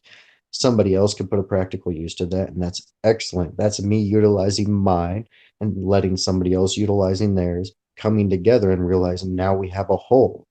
You know, everybody's just got a part. Nobody's got an absolute. So where do you think it's going to take you then with your the other stuff you're doing now? Huh? The new stuff you've got into, where do you think that's going to take you then? Exactly what I'm talking about right now. This is my whole point. This is my whole goal. Since the beginning, I've said that my goal was to create the grand unified theory. Well, that's still my goal. I'm trying not to just create a unified theory, but I'm trying to unify everything, not just things and ideas or philosophies, religions and science, but even people as well. If we get all these things unified, religion, everything, everybody themselves will become unified. And if that's true, Matt, then everything can, you know, grow. Matthew. Yeah. Sorry, buddy. I'd love to sit and have a chat with you, man. I really would, because I just love hearing what you're talking about, you know, and I know we have similar aspects, so many. Listening to you, it's like very sort of cool, and yeah, you know, it's yeah, intriguing at the same time. It's a puzzle wrapped in a mystery still. Yeah. We've got to get together. We have to get together one day, man. It'll be awesome. Yeah, absolutely. I've got no problem with that whatsoever. You're on my Facebook. Just hit me up anytime. Yeah. But anyway, I have to go. I'm so sorry. I have to go. But it's been a pleasure listening to you. I'll continue listening, but I've got to leave this chat. Aaron, thanks, Flat Earth Dude. All right, Kenny. Astral, take care, Thanks for my joining, friend. Astro. Big hugs, Astral. Thank you, everybody in the chat room as well, and stay. Yeah, keep spreading the word and to keep learning. And thanks a lot, everyone. One love. Good night. One love, brother. Cheers. Cheers. Bye. Good night. Bye, Astral. Yeah, I think we've turned into, we talked about this just before you came on air, that we've kind of turned into quite a narcissistic society, haven't we? Yeah, but I mean, it's in human nature, you know. It's in human nature to want to help others, to want to, you know, change others for the better because you're doing so good. You want to spread that goodness and stuff like that. But we also got to realize that if somebody's having a hard time in life and we think that it's our duty to go help them because we've got so much to give and so much extra, we're actually hindering that person more than we're helping, because life purposely put them in that situation because it's teaching them a lesson. And I believe that the universe never gives you more than you're capable of handling. You know, stars Can I put can't it in shine another without way, darkness. Matthew? So in your darkest hours, that's when you're going to shine the brightest. And for, In you know, a, it in a just, sense, we've not yeah. talked today, and I don't mean it in a stupid way, but we don't talk enough about love or loving. And the thing is that if you love yourself, if you don't love yourself, you've got no love to give. You can't even give it to yourself. You've got to be able to love yourself. Once you love yourself more, you've got much more love to give everyone else, and there's abundance of it. Yeah, absolutely. Well, not even that, just by loving yourself and just by realizing what you're doing and just living for you. And, you know, and I'm not talking about just being purely selfish, you know. If somebody needs, you know, somebody's crossing the street and they're having a hard time, help them out. Yeah, stuff like that. But I'm talking about real big things like whenever I'm down on my luck and I'm hurting on my bills and I've got no money and stuff like that, I never go out and start calling my family. I never go to my friends or anything like that and ask for money or anything like that, no matter how bad it gets. Even if I get to the point to where I'm actually kicked out of my house and I'm homeless. It's happened before. I've lived like that. And I don't do that because I realize that this is a challenge that I've been given and I accepted this challenge and I need to get over it. I need to learn how to persevere for this because life is going to give me more challenges, and each and every challenge that goes next after progresses after the next is going to be harder and harder and harder because it's the same thing like working out your muscles. What you're doing is you're going in there and you're tearing your muscles apart, and the whole thing about is rebuilding them. And then you go in there to rebuild them, and then you raise the weights to get more muscle because you're challenging your muscle in your body to go further and further. Life does the same thing. It breaks you down and breaks you down in order to so you can build yourself back up stronger and better. Like I said, and when times get dark, it's when you're going to shine your brightest.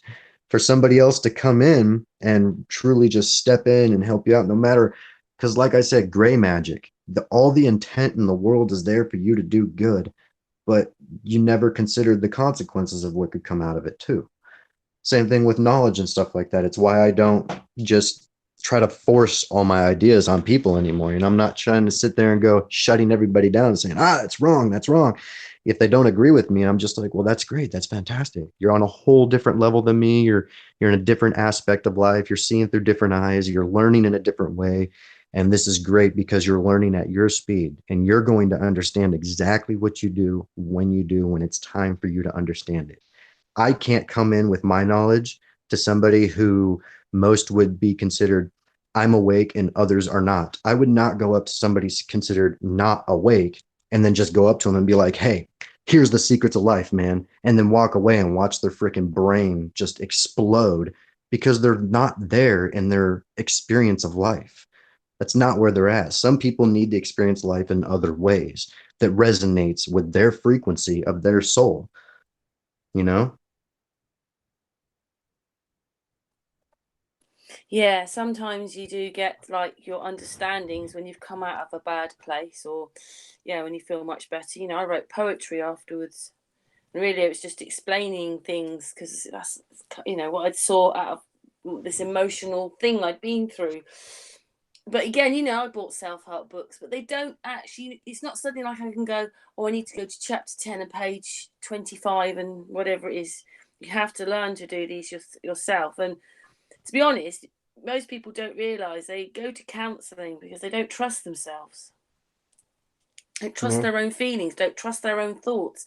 And I know you say to get away from it, but this is what we've grown up in. There's just layers of this stuff that we don't realize is pushed on us. So you've got to know who you are. But I do think we were here for some kind of love, whether it's a consciousness love. Yeah. And it's the one thing that's missing, and maybe it's what everybody's feeling because, 20, 30 years ago, I think people things were need to get a different. real idea of what love is too. A lot of what people say is love is really just fish love. If you've ever heard that analogy before. Yeah, what's the expression we have? Cupboard love. Yeah. And it's kind of like people will go, it's like, why do you eat the fish? Because they love the fish. So you're telling me they killed the fish because they love the fish? No, that's what you call fish love. You don't really love the fish. You enjoyed it. It made you happy. It was good. It's not because you love it. A lot of what people call love to me isn't really love, especially when it comes to relationships. I love this person. I can't live without this person, but then that person somehow dies or goes away. And within the next, decade, 10 years, 5 years, however long it takes, eventually you hit that feeling again. Oh my God, I love this person. So much of what people consider love is fish love. And I think that we all just need to understand that it should just be one set feeling, period, just unconditional. It doesn't matter who or what or why or the circumstance. It should just be love. And that's been the teaching of all the great masters of all the ages, whether you want to call it Jesus or Buddha or whatever. It's unconditional, beautiful, perfect love, no matter what, you know? In some countries, you know, if somebody comes to your house, whether it's for good or bad reason, no matter what, you invite them in, you sit them down, you offer to make them some tea and to give them some preserves, you know, if they're sitting there or if they're waiting. Doesn't matter if that's somebody there collecting bills or collecting money, if you don't want them there or not. It's just, it's the right thing to do because it's unconditional love. Yeah, most That to things me have is what got a love is. condition on them, haven't they? That's the thing. You gave me your heart, you gave me your word, you said this, you said that. Yeah. I think love is another one of those things that's passed around and has lost a lot of its meaning throughout the ages. Its power is real, you know, it's there, but just like a lot of other stuff, I feel like it's one of those things that's been just abused. Well, who is teaching us about love? Who is helping us really? It's something that you just know that's in you. Where is it? You know, schools don't, society doesn't. It's not happening anymore, is it? You just got to Man, be lucky that your family was a really lovely family, but most of us didn't have the lovely families. In fact, it's a generational cycle, and we're just the next victim on that thing. But that's the bit yeah, when you get to know who you are, then you start to become responsible for yourself. Otherwise, oh well, I'm not responsible because they did that. You're always giving your power away, and then when you've got your own power, it makes you stronger and a better person. But you don't need to use it negatively. yeah. I really wish that the educational system would stop trying to rely so much on just memory and start actually like begin by teaching people the principles of life. If people had better, you know, had learned about principles before they learned about, you know, having a good memory, because that's what education is today. Your IQ is literally just how good your memory is. That is all your IQ is. And that's what people base intelligence off of nowadays. It's so sad.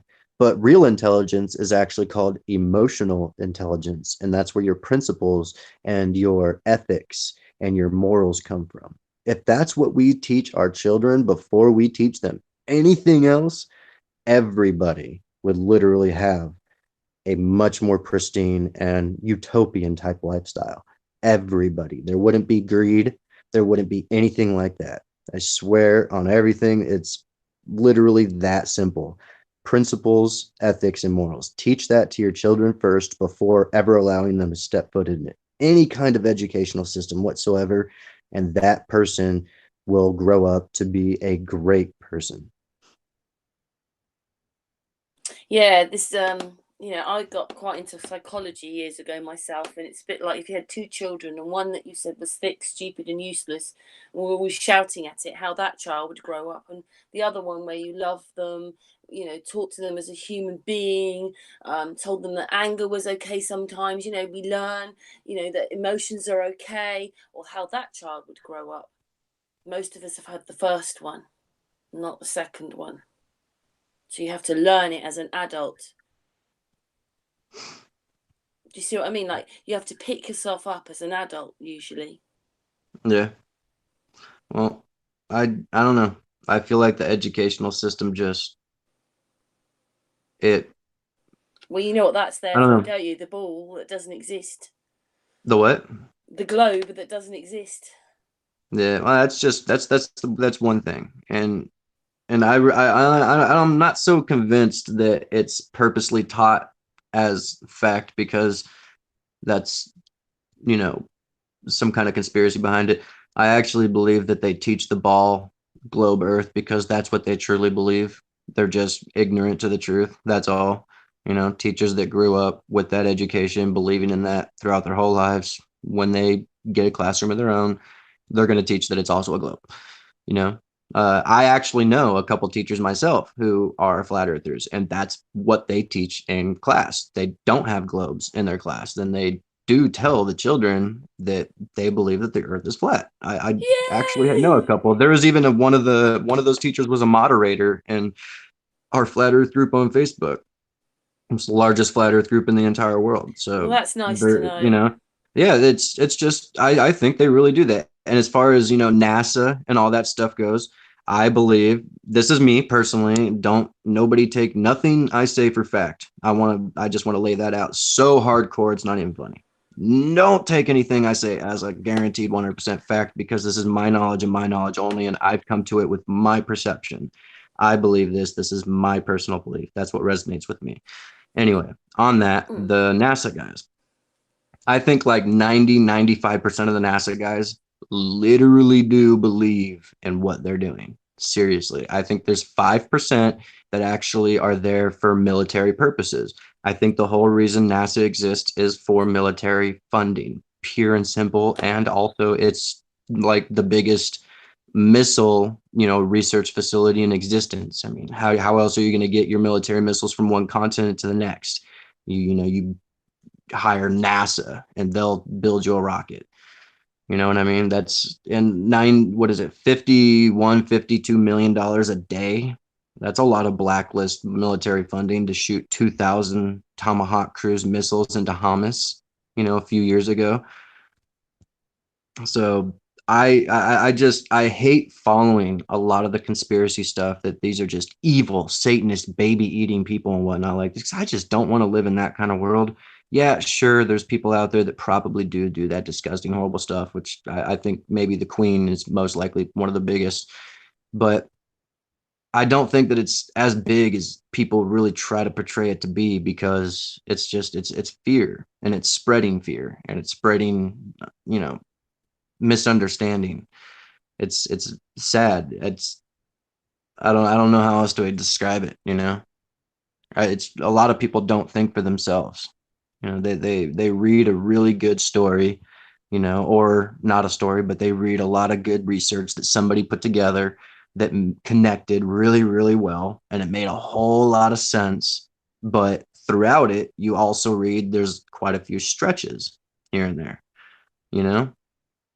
I see that all the time. I mean, hell, I've even done it myself. I've stretched a few times in order to try to make a few of my theories work, and I usually come back and retract those, because I'm like, okay, so this was my idea, but I seriously saw the huge mistake. If you're on my Facebook, you'll see it all the time. I'll put a post up, and then like a couple of days later, you'll see at the top of the post, update. I won't erase the post either. I'll leave it there to show my mistake, and the updated to show where I've learned from my mistake. You see what I mean? I don't try to hide my mistakes. I show people them, so that way somebody doesn't look at that and they're like, okay, that's fact. No, they could see the same mistake that I made and be like, oh, damn. Oh, okay, so let's correct this. And hey, he already corrected it. That's us. That's excellent. Sweet. Or if I don't correct it, maybe that's the person that did help me correct it. Yeah, you're young still, aren't you? And it's great that you're saying things like that. See, there is hope, everybody. The youngsters. People start getting a bit more set in their ways when they get a bit older. But you need to, in astrology, it's transits in your life that if you don't clear all this out, it comes with you for the next 10 years. And then by then, you've got choked up with all these things that you should have got rid of or sorted out in yourself years before. It was carrying them with you. So that's another way of it as well.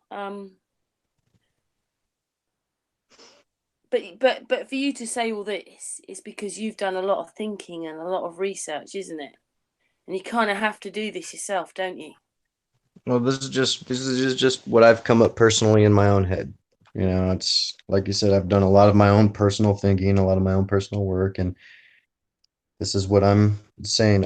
Jazz, actually, I hear you and I see you. I will definitely look at your video as soon as I can. I'm trying not to finish what I'm saying and not interrupt at the same time. So I'm totally not interrupting you. I see you, Jazz.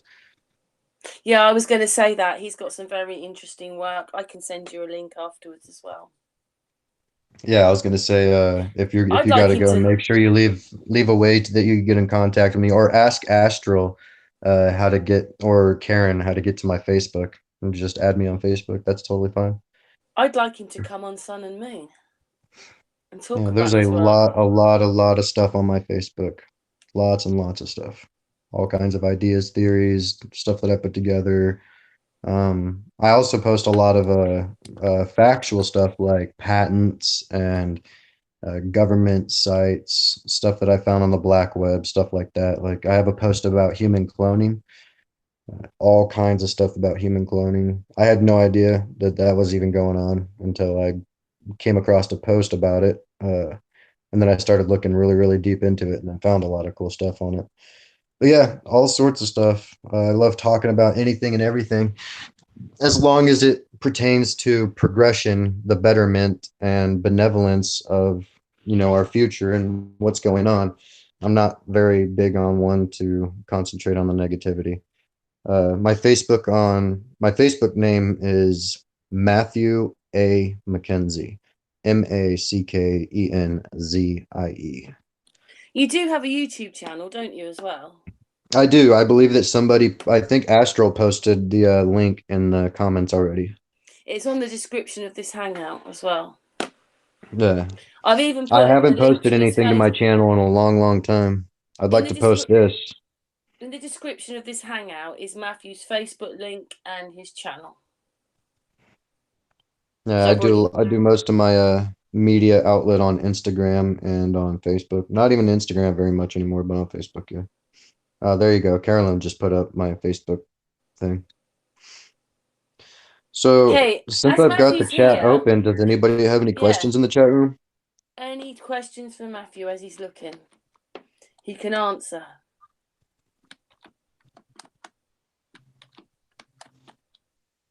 Face check, face feck. Huh. Yeah.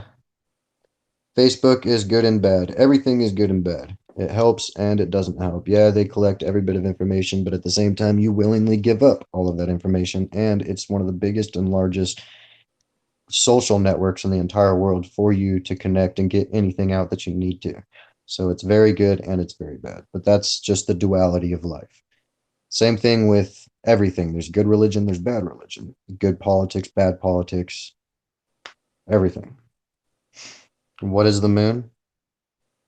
In my personal opinion, I believe that the moon is a magnetic ethereal anomaly, basically. I can't explain exactly what it is, but I believe that when the sun comes around, it saturates the atmosphere with its energy, and that energy makes all the molecules, everything in the air vibrate, which causes heat.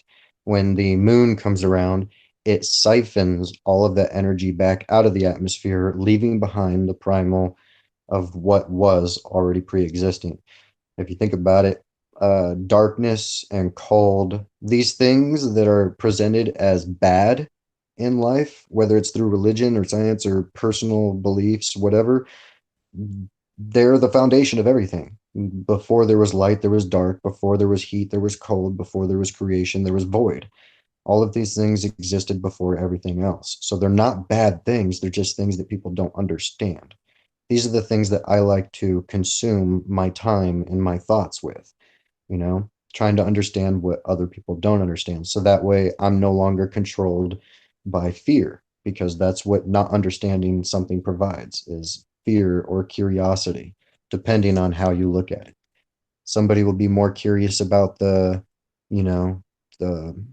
frog in the grass and why it's hopping around, then they're going to be more curious about the darkness of the abyss of the ocean, you know?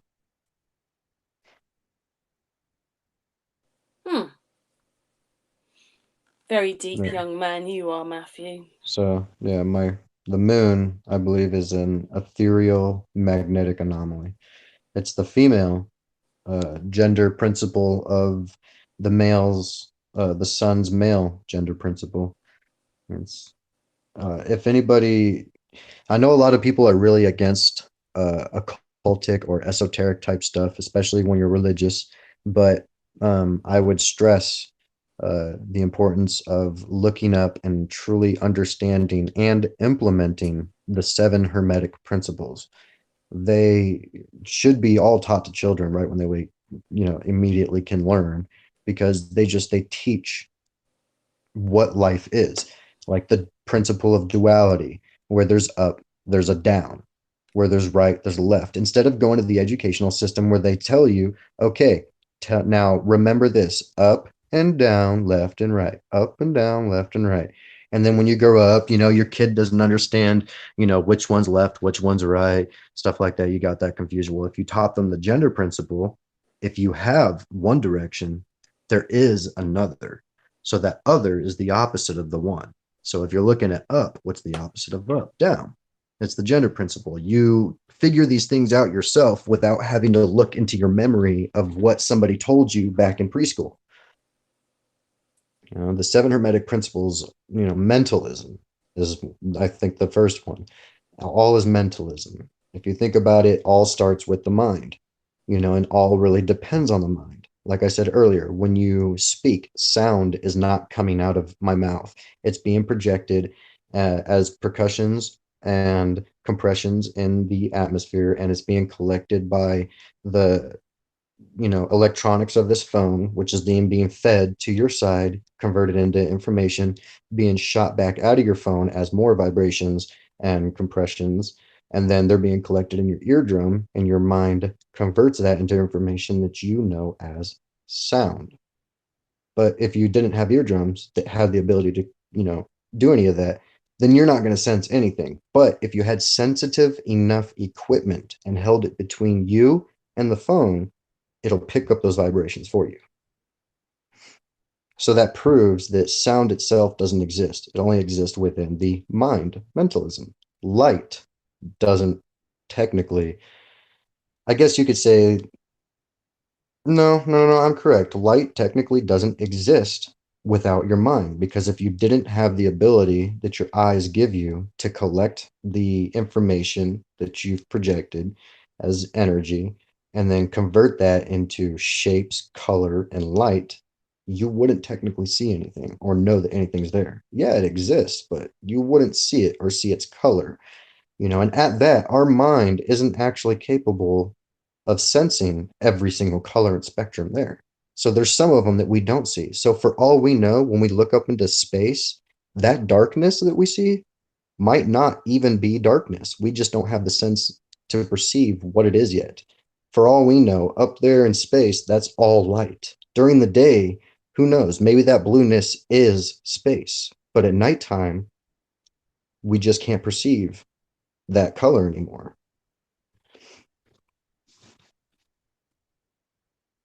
If that makes any sense. But yeah, I would stress, check out the 7 Hermetic principles. It's very smart, very great stuff. Did you see the question in the chat room from Caroline? She said, can you ask Matt what books does he recommend to learn about these Hermetic principles? Thanks. Oh, well, I see somebody that says don't go into occult stuff too much, which I'm really not going to. I'm just talking about the Hermetic principles and stuff. And as far as don't go into the occult, if you're telling me that personally, I'm not personally going into the occult. I'm not, I once upon a time, I wanted to join all these orders and stuff because I thought they were cool and I wanted to learn, but no longer am I interested in that because I'm on my own path. I'm not joining the occult. I'm not dealing with that. I'm learning of it because there's a duality of life. Without good, there's no evil. Without evil, there's no good. Without light, there's no dark. So I'm here to understand the darkness to better understand the light. I'm here to understand the evil to better understand the good, and vice versa. Here to understand the light to better understand the darkness. I don't want just one side of anything. I don't want to be a part of something. I want the whole. I think I understand what you're sort of saying but everything's happening from inside our head, really, isn't it? We're seeing out through our eyes. Yeah, exactly. It's a projection. I mean, but yeah, books I could recommend, without getting super occultic or anything like that. You could read the Kybalion. That's a really, really good one. And an Initiation into Hermetics by Franz Barden. No, wait. Yeah, by Franz Barden. The Kybalions by the Three Initiates. Yeah. Those are a couple of good ones. You could read them if you want. Don't read them if you don't. If it doesn't resonate. If you're very religious, then don't read them, because if you're very religious, then you follow by a strict set of code and moral, and it tells you not to even give thought to those kind of things. If that's the way that you live your life, then don't go anywhere near these kind of things, okay? And that's totally fine. That's because that's the life that you're on. That's the journey you're on. That's where you are consciously in life. So I'm not here to tell you like you got to do this to do that. No, it's just a suggestion like, hey, if you want to learn some cool ethics of life and if you want to learn some morals and some principles that are really, really try to help give you a one-up and, you know, a specific lifestyle, then check these out. If it goes against what you believe, then don't check them out. I don't want you doing anything that you don't want to do because it's not my job to give you the answers. I would hate myself if I stole your aha moment from you because the aha moment, when you have your own self realization, that's self discovery, that's self development. That's one of the biggest things that there is because this is your self life, your personal life through your eyes. But yeah, I'd say those two, Kybalion and Initiation into Hermetics. I would definitely agree to read the Kybalion first. Initiation to Hermetics is it uses a lot of the symbology and stuff like that. So Kybalion will teach you a lot. If you don't want to go into the occult very much, then just read, you know, whatever you do. If you're more religious, then, you know, stick with your Bible because the Bible, believe it or not, teaches you the exact same thing as the Kybalion will. It's, you know, and I know that this is literally it's like an anti word that people just hate to hear, but it all deals with the Kabbalah. And the Kabbalah is not just some evil science or anything like that. It actually deals completely with the principles of life. It's just people hid these principles of life that were supposed to be sacred and great because they made you a great, you know, made you a king among men. These principles of life, they hid them within their sciences, within their religions, within their poetry and their literature in order to keep them only for those with eyes that see and ears that hear.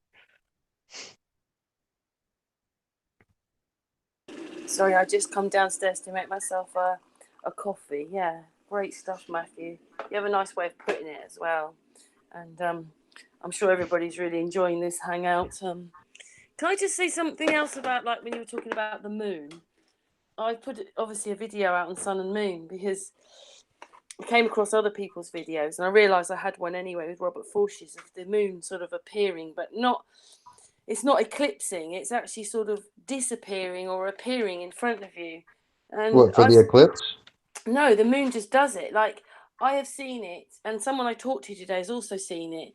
It's like it materializes, like Well, check this coming out. through a veil. Like, I If wasn't so sure the about Enoch, you know, like it's a big whole thing, and now I'm thinking, oh my goodness, it's more right than I thought it was.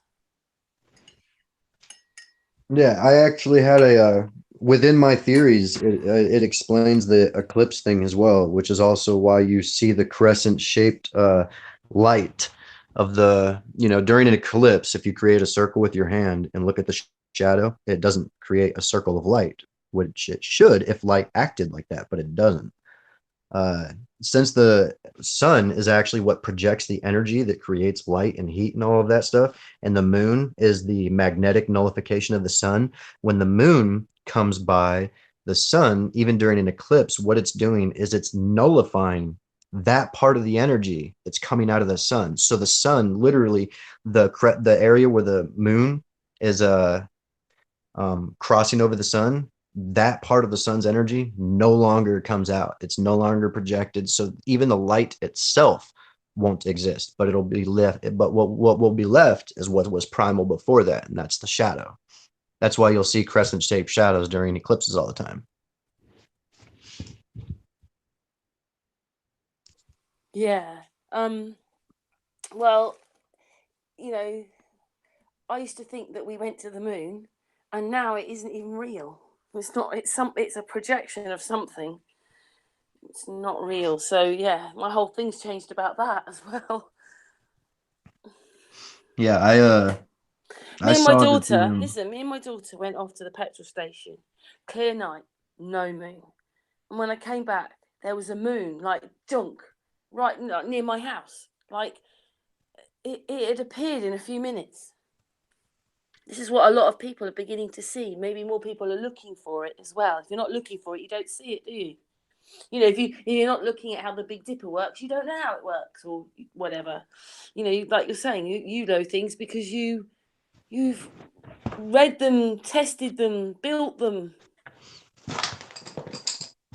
Yeah, well, like I said, a lot of my moon. stuff is theoretical because I go based off of knowledge that's already pre-existing in the world. I just make a lot of the good connections, which you can call new knowledge, but to me, it's not new knowledge. It's just knowledge that's been lost for a really long time because it's been divided.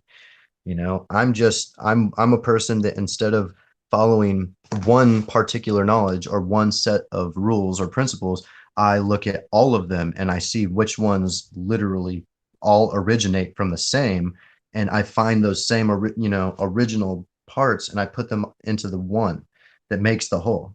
That was really confusing. I even confused myself. I haven't.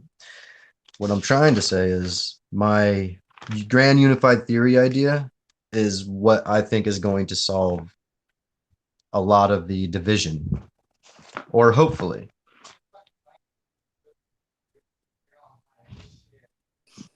I know, but if you just think about just that bit I was saying about the moon, they've told us we've been and landed on it. They've told us it's about 200 and whatever it is, 40, 60,000 miles away. And the thing isn't even real and comes through these gates. It doesn't always appear there, but sometimes it just appears over Thatcham. It's just there. It just starts coming out. It's bits of all of it's missing, and then it sort of is there. It's most bizarre. What are you showing us? Right, let's put your icon up. Hang on. Those are just the. It's a little bit blurry. Is it? That's it. Yeah, mentalism, correspondence, vibration, polarity, rhythm, cause and effect, gender. The possible eighth principle is care, but that's debatable. But as far as the sun and moon and all that stuff go, or the planets, I believe that this is pretty much what I believe. So my personal theory of evolution. I don't think that physical evolution is possible, but you've got the different planes of existence. You've got the high, the low, the astral, and the material, which are right here, right? And within that, you start off up here. You start off as light, which is radiant energy, and then you move on to being mineral, which is body awareness, microbial, which is instinct, bioenergy. Then you plant, the essential nature, essence of nature. Insect, you've got will and desire now. Animal, you have self-control. Mammal, you have reason, personal love, and nurture. Man, you have wisdom. The astral soul, you have understanding, universal love. Spirit is enlightenment. Consciousness is all being. And then it just keeps going and going and going after that. What I mean by the planets, though, is I kind of feel like the planets are like each individual one was the next step, moving more towards, the end goal, which I think is the sun. Because everybody says that the sun is supposed to be the most pure sense of consciousness, the most purest light and all of that stuff. So that's what we're moving towards. You started at the furthest possible. You went through all of the stages from light all the way up through spiritual being and consciousness. You experienced the microbial, the animal, et cetera, et cetera. And then once you've gone through that entire process, you move on to the next, which is going to be a different experience altogether. That's just my personal thought on evolution and how I've come up with that. In this way, it's strange because for me, if I'm thinking about like with my research or my learnings, whatever, we're coming from a source which is a whole, and here everything is divided up. Here it's all, separate. You're born alone, you die alone, you're dying, you're having to learn to let go, not fight time. The list goes on of things. Yeah. Yeah. Like I said, there's so much that we can cover. There's so many different things that I'm researching, looking into, so many different theories that I've already got. So yeah, if anybody else has any more questions, go ahead. Feel free to ask. Yeah, any questions for Matthew in the chat room again? Have to just wait for the chat room to catch up.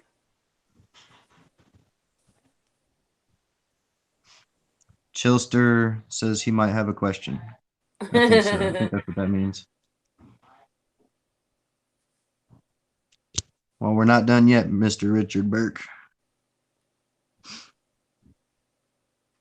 Hello, Richard. There are a couple of minutes behind. Yeah, I read earlier that Carolyn mentioned how I stumped Ken Wheeler about magnetism. The way I was able to do that is with the simple experimenting question that apparently he's never done or doesn't even know about. Oh, well done, Matthew. If you're able to take a magnet and suspend it in the air, and you surround the magnet with ferrofluid, your effect, what you're going to see is it's going to look like a morning star.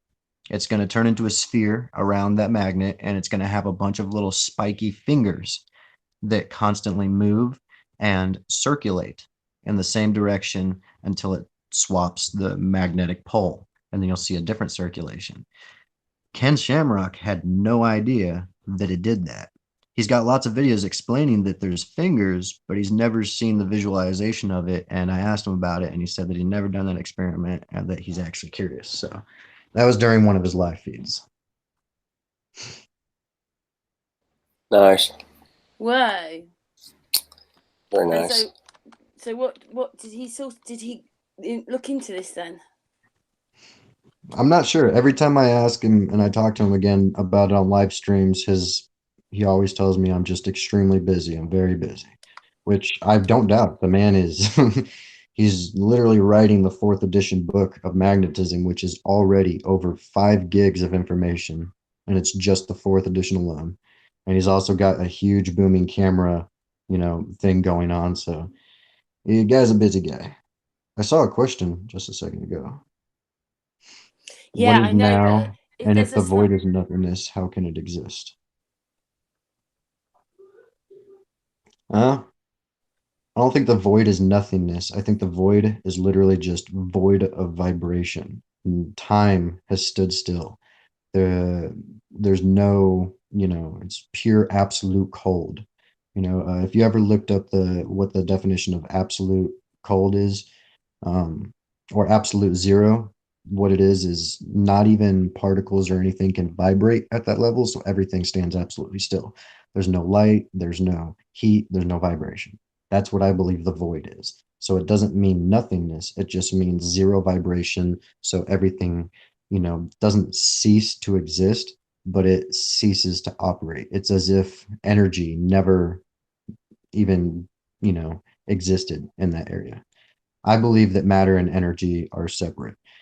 I used to hold the common thought that all matter is just vibrating energy, which, who knows, it could still be. But right now, I'm actually having a personal debate within my own heart between the scientific and the religious aspects of it. That's my question that's going around on Facebook right now. It's actually bugging the heck out of me. And the premises of it is science says that all vibrates, all matter is energy at its most absolute. But religion states that even before light was created, before the first sound was uttered, God hovered above the waters. So the waters coexisted with God. God, to me, is pure conscious energy, the thing that makes everything move and live, not matter itself. So since God cannot be parted or divided, but creation can, aka the matter. I believe that that's where the waters is. Everything is the waters. Everything, the universe, all of it was the waters. And then come God, and he shaped the waters. I have my own personal theory as far as like that goes too. I believe that we're all within the universal womb as the single consciousness, each of us individual cells within the womb of the single consciousness. That gets really scientific. If God is energy, right, which is electrical after magnetism, but energy, which is electrical, and the waters. Now, if energy and waters meet, that's something called electrolysis. And what that is electricity splicing through the molecules of the water, separating them so it's no longer H2O. Now it's H2 and O. I believe that that's what happened in the beginning. God hovered over the waters, meaning he made contact with the matter in the waters, and that contact created a huge bubble of just different gases and elements. And then he spoke into that bubble, and that science is called sonoluminescence, is when there's a bubble suspended in water with a sound or vibration concentrated into it, it creates a plasmatic type glow. Now, when God first spoke after coming in contact with the waters, that's what I believe is, as you're saying, the I, that is the now. The now is the time that exists. That's time itself, the veil. It's where we are constantly at all times. We're not in the past, and the future doesn't exist.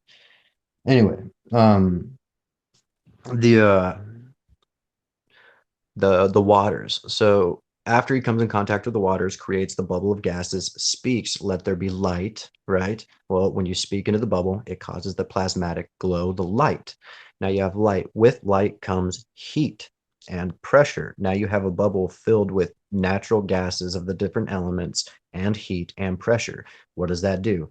That, as we know through science, creates matter, material. It materializes things. It creates new elements, new particles, stuff like that. So that to me is how everything was created of the waters from the biblical standpoint, and the only thing that tells us that all is vibrating energy is mainstream current science that uses, quantum physics, stuff like that.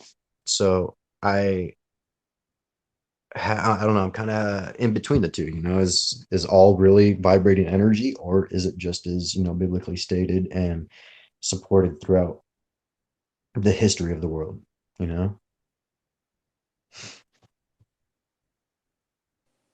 Yes, Matthew. Yeah. I mean, that's my scientific view on how creation happened through electrolysis and sonoluminescence, heat and pressure, time. Sure, the now exists, but you can't deny you can't deny that the past exists. I mean, if you think about it, you can only live in the now, because the very millisecond that you think about them now is already the past. Do you understand that? The now literally only exists instantaneously. The now doesn't stretch out. It doesn't continue. It's not something that it's not a continuum. It's a singularity type instantaneous factor. That's all the now is. So with that, you can ignore the now, I guess, because it's just a continuum factor, kind of like the physical. You can't ignore time, because time literally is the veil that is the physical. You know what I mean? Without vibration and energy, there is no time. Vibration is an impure form of energy, is what it is. That's what the lumen is. And we live within the physical lumen. You can only see the lumen spectrum, but the lux is pure. We don't have the senses to perceive this yet. So all we perceive it is as darkness. We think that the lux is just darkness, but it's pure because the lux existed before the lumen. Once we move on from this physical and we've learned everything, I believe that we will have the knowledge to understand what the dark actually is, what the light actually is. Yeah, because of people like you who are researching it all. It's quite heavy for some people, though. They don't do the same kind of research as you. You like to look into everything, don't you? Well, that's the whole purpose for me to even do this. I mean, from the very beginning, I told everybody that even the reason why I'm even trying to talk on the show or do my research or anything is because my purpose is the grand unified theory. I believe that everybody only has a piece of the whole. I believe that you literally have to have all unified bits of everything in order to understand the whole. That's why nobody will ever understand the whole. I'll never be able to do that. Even in 1,000 years worth of research in life, I'll never be able to get to the whole. It's because it's that big and monumental. Pieces of the puzzle. Not one personal thing is everything. It's here. You're a piece of it. Yeah. We've been going for 2.5 hours, Matthew. Out the chat looks like it's going intense. Let me scroll back a little bit. Do you want to stay on a bit longer and keep going? Oh, I like I said, we used to do Sun and Moon for like 8.5 hours long. That's how long our things used to be. I don't know what you guys do now, but I put the day aside for me to do this.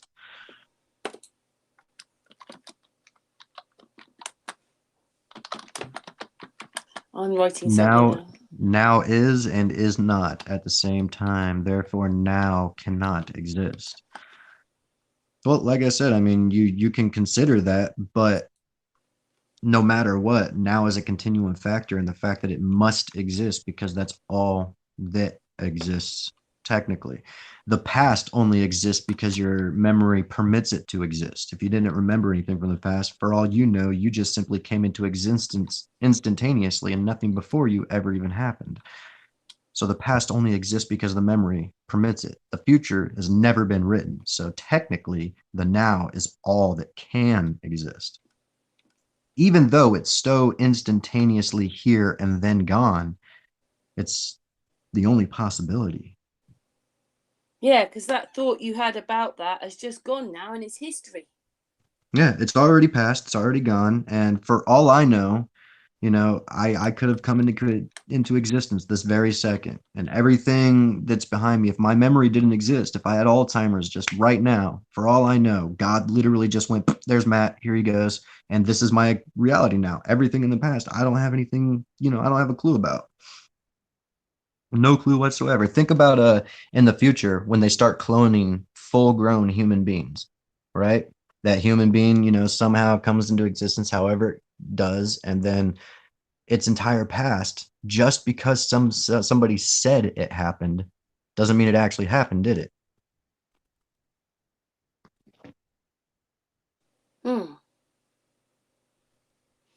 I've got something I want to ask you. It just came into my mind then. You know when they do lie detectors, and they often use them, don't they, on reality shows about whether they had affairs or not, and they didn't actually physically touch them probably, but the lie detector says they've had an affair. Do you know what I mean? So they have a lie detector, like, did you have sex with my best friend? And all along they say I didn't. And then the lie detector says they did. But I'm wondering, lie detectors are not permissible. Lie detectors depend upon the person's reaction to the memory of itself. If you can't remember the memory of itself, your reaction wouldn't come up, meaning you don't have any recollection. You can't possibly lie or tell the truth. You actually in your mind do it, but you didn't do it physically? Then that can prove a false read. But wouldn't it pick up? Couldn't it pick up like you have? Yeah, well, that's what I'm saying. It would be a false read. Just because you made it so real in your head, if somebody asked you about it and you said, yeah, it would come up as if, you really did, even though you didn't. Your mind is a powerful thing. Well, you did, didn't you, in your mind? Somebody in the chat asked about Edward Leeds Scalnan. I remember that guy about the Coral Castle, his 24-degree magnetic tools that he used. I was really curious about that guy myself because there's lots of pictures that popped up of him using cranes and stuff, but that still doesn't explain how he was able to pull the rock out like he did and shape it the way he did. I think that the guy knew, I think he understood what Tesla understood. The secrets are right there. He told everybody about it. The 3-4-5 ratio is his secret. He wrote the numbers down. It all deals with prime quadruplets. If you've listened to Martin Leakey, right, he's found lots of information. Like in 1712, they were doing drawings like CT scans. In fact, they'd had the whole nervous system of the human out and had mapped the whole thing, which is almost impossible to do, especially as we put them the way they did. So the guy building the castle, maybe all this could happen because it's always been there. It's just denied to us. Do you see what I mean? Like, we've Yeah. had it all. We've been there. It's just that, you know, in our research, they only really turned us into this ball in the 1960s. Yet most people think it's hundreds of years ago, but it wasn't. They did everything in the 60s: television, oil, gas, time savings, going to the moon. So they've managed to turn everything around in such a short period of time. Yeah.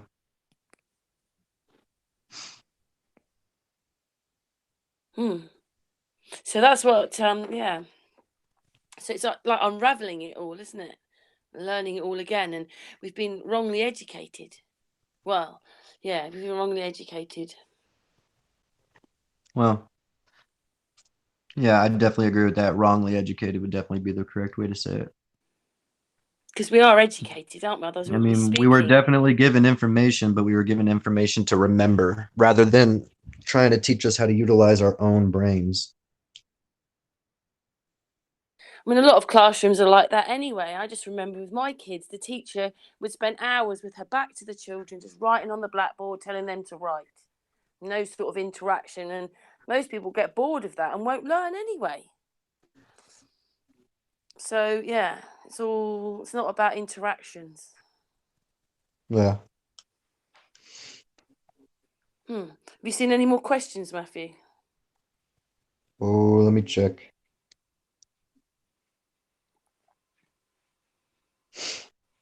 So around you where you are right now, do you have a lot of people that are into this, or are you quite sort of lonesome on your journey?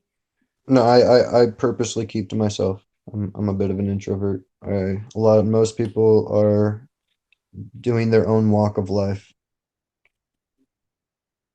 I'm not here to interfere with it, but every now and then I'll go out and I'll join for fun. I don't keep myself completely secluded. Human interaction is very important. See, somebody mentioned Egyptian secret tech. Um, if anybody out there is a practical engineer, mechanical or electrical, otherwise, if you can find a tuning fork and learn the Fibonacci sequence and create different tuning forks based off of those Fibonacci sequence sacred points, and then get yourself a battery, modern day battery, however you want, or it could be a generator. And then get yourself an electromagnetic field generator and stick it right on the top of that, which is just, it's a coil generator, electromagnetic coil creates a field on its own.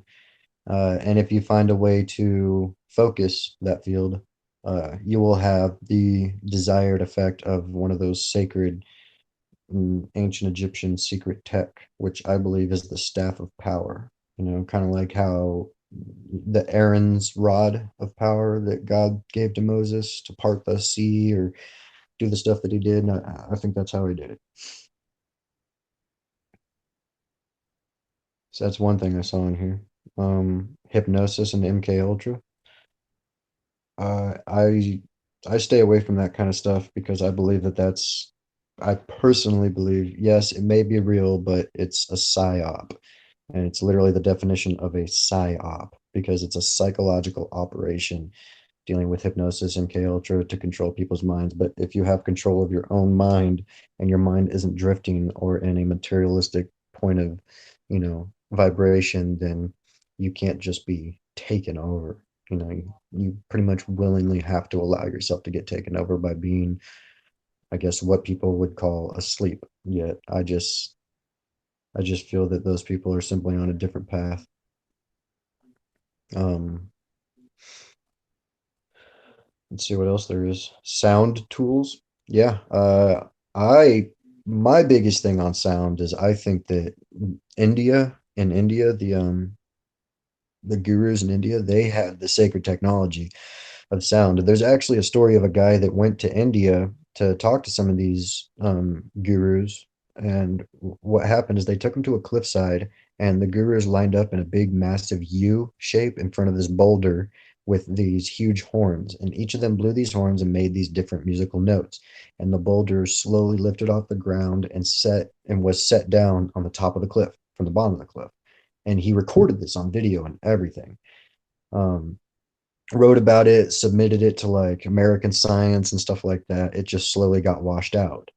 Uh, and I believe that they understood what it meant to match the frequencies of, materials to change the density and the mass within them in order to create what they wanted to.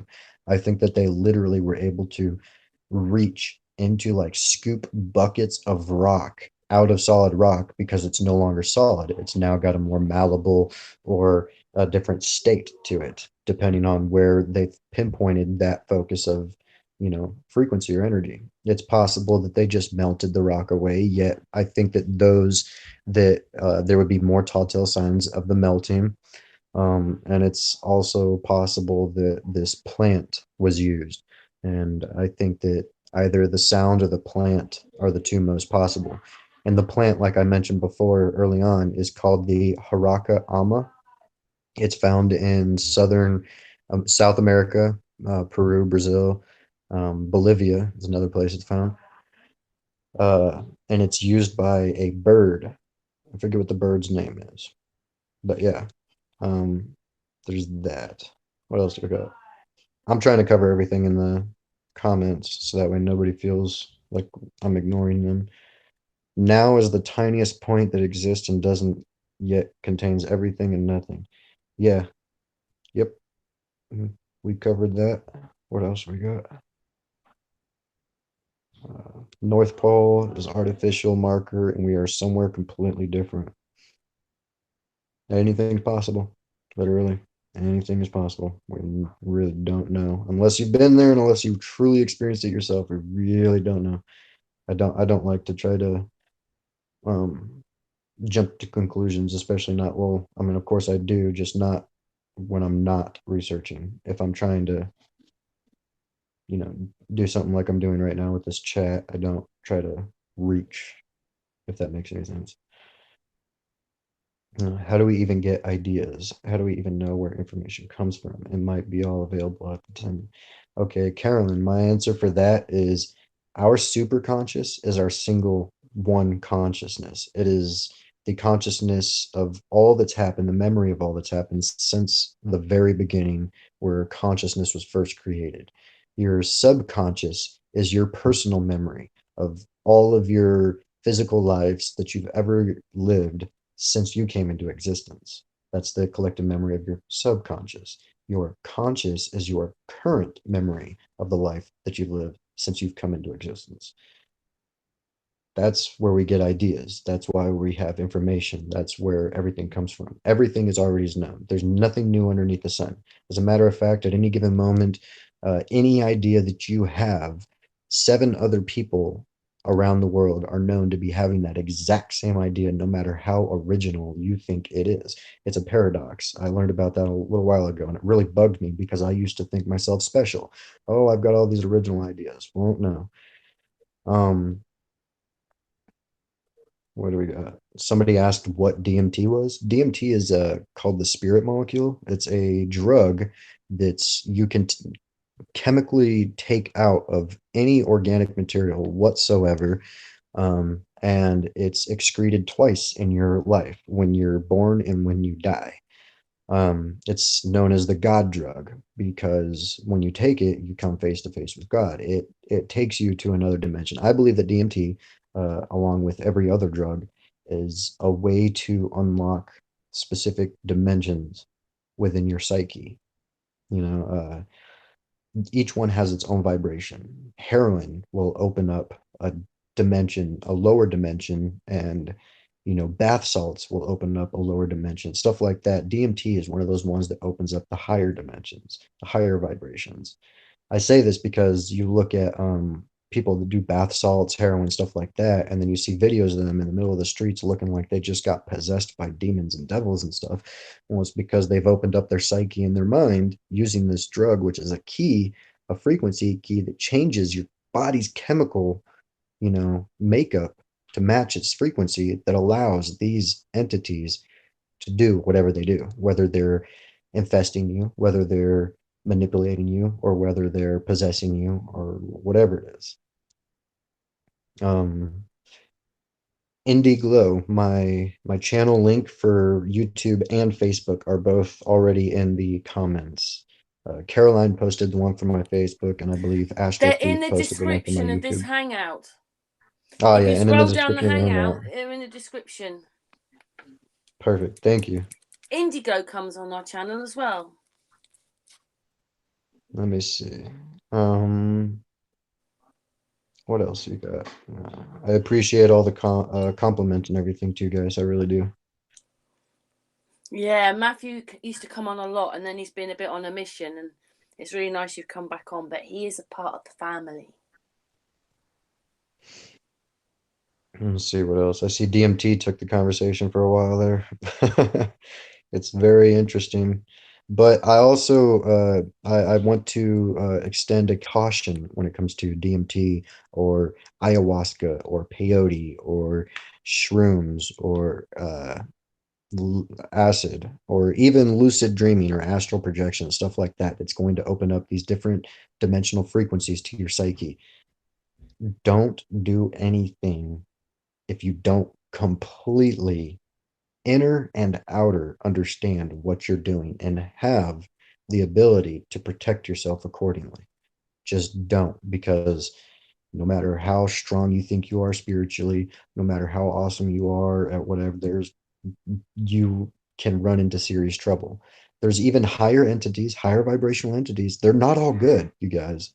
They're not all good. Just because it's higher doesn't mean good. There is a duality to everything. Everything. That is simply the way it is, and it has to be for balance. So in the higher dimensions, you come across a being, and a lot of them, like when you take DMT, you'll hear a lot of stories, and it'll also tell you this. When you come across certain entities and other dimensions of the higher realms, they will actually angrily look at you and ask you, how did you get here? You are not supposed to be here. Who are you? And look at Alice in Wonderland. That's actually one of the things that they were trying to show you when Alice came upon the caterpillar, the first entity, and he looked at her angrily. Who are you? Asking like, excuse me, you're not supposed to be here. Who do you think you are? What are you doing here? How did you get here? And you could be pushed out or even hurt, spiritually because of these people, if you don't know how to protect yourself. So there's that. I got into astral projection and all that stuff real deep for a long time. Like I said, I try to understand both sides. I want to know the darkness just as well as I know the light. So that way I better understand the opposing force.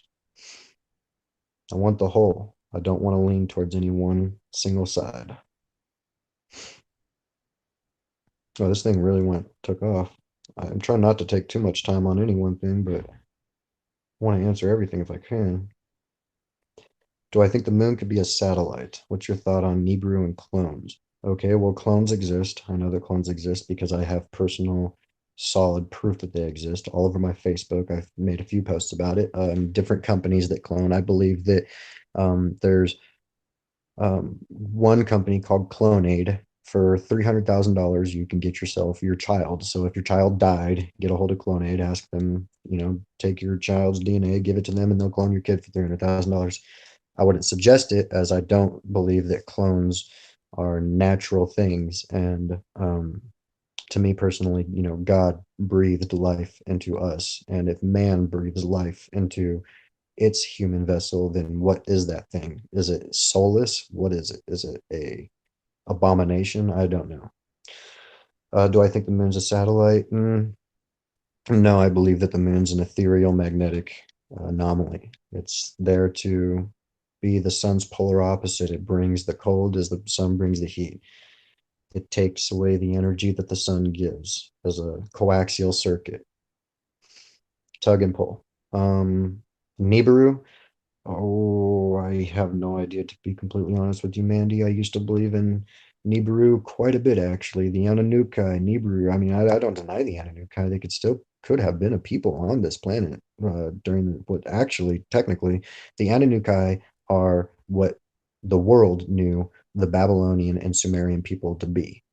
Or maybe it was just the Sumerians, but I believe that the world knew the Sumerians as the Anunnaki. So the Sumerians were here, a race here on the planet, and obviously they're not people from Nibiru, but I really don't know because I have a completely different idea as far as what's out there than there being a bunch of planets. Let's see what else we got. Does anybody on the panel have anything? Matthew, you said planet. I know, that's what I'm saying. I really don't have any idea as far as the planets and stuff goes. I have different Right. ideas as far as what's possible with them. Each one of those things that you call a planet, but when you look at them in a telescope, they look like stars. They look like they're glowing lights of different color and stuff like that. So it's quite possible that each one of those that we think are planets are actually different suns to different dimensions that we simply can't perceive. But I don't know. That's just an idea. Yeah.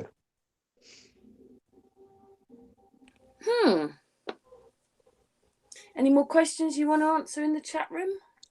I'm trying. I'm scrolling. Everybody's really going at it. Laby Ish says that God says don't take drugs. Um, Personally, I just want to throw this out there. God never said don't take drugs. He said don't be a drunkard. As a matter of fact, I think that what Jesus had wine, Moses got drunk one time as soon as the flood was over, so much so that he showed his sons his nakedness.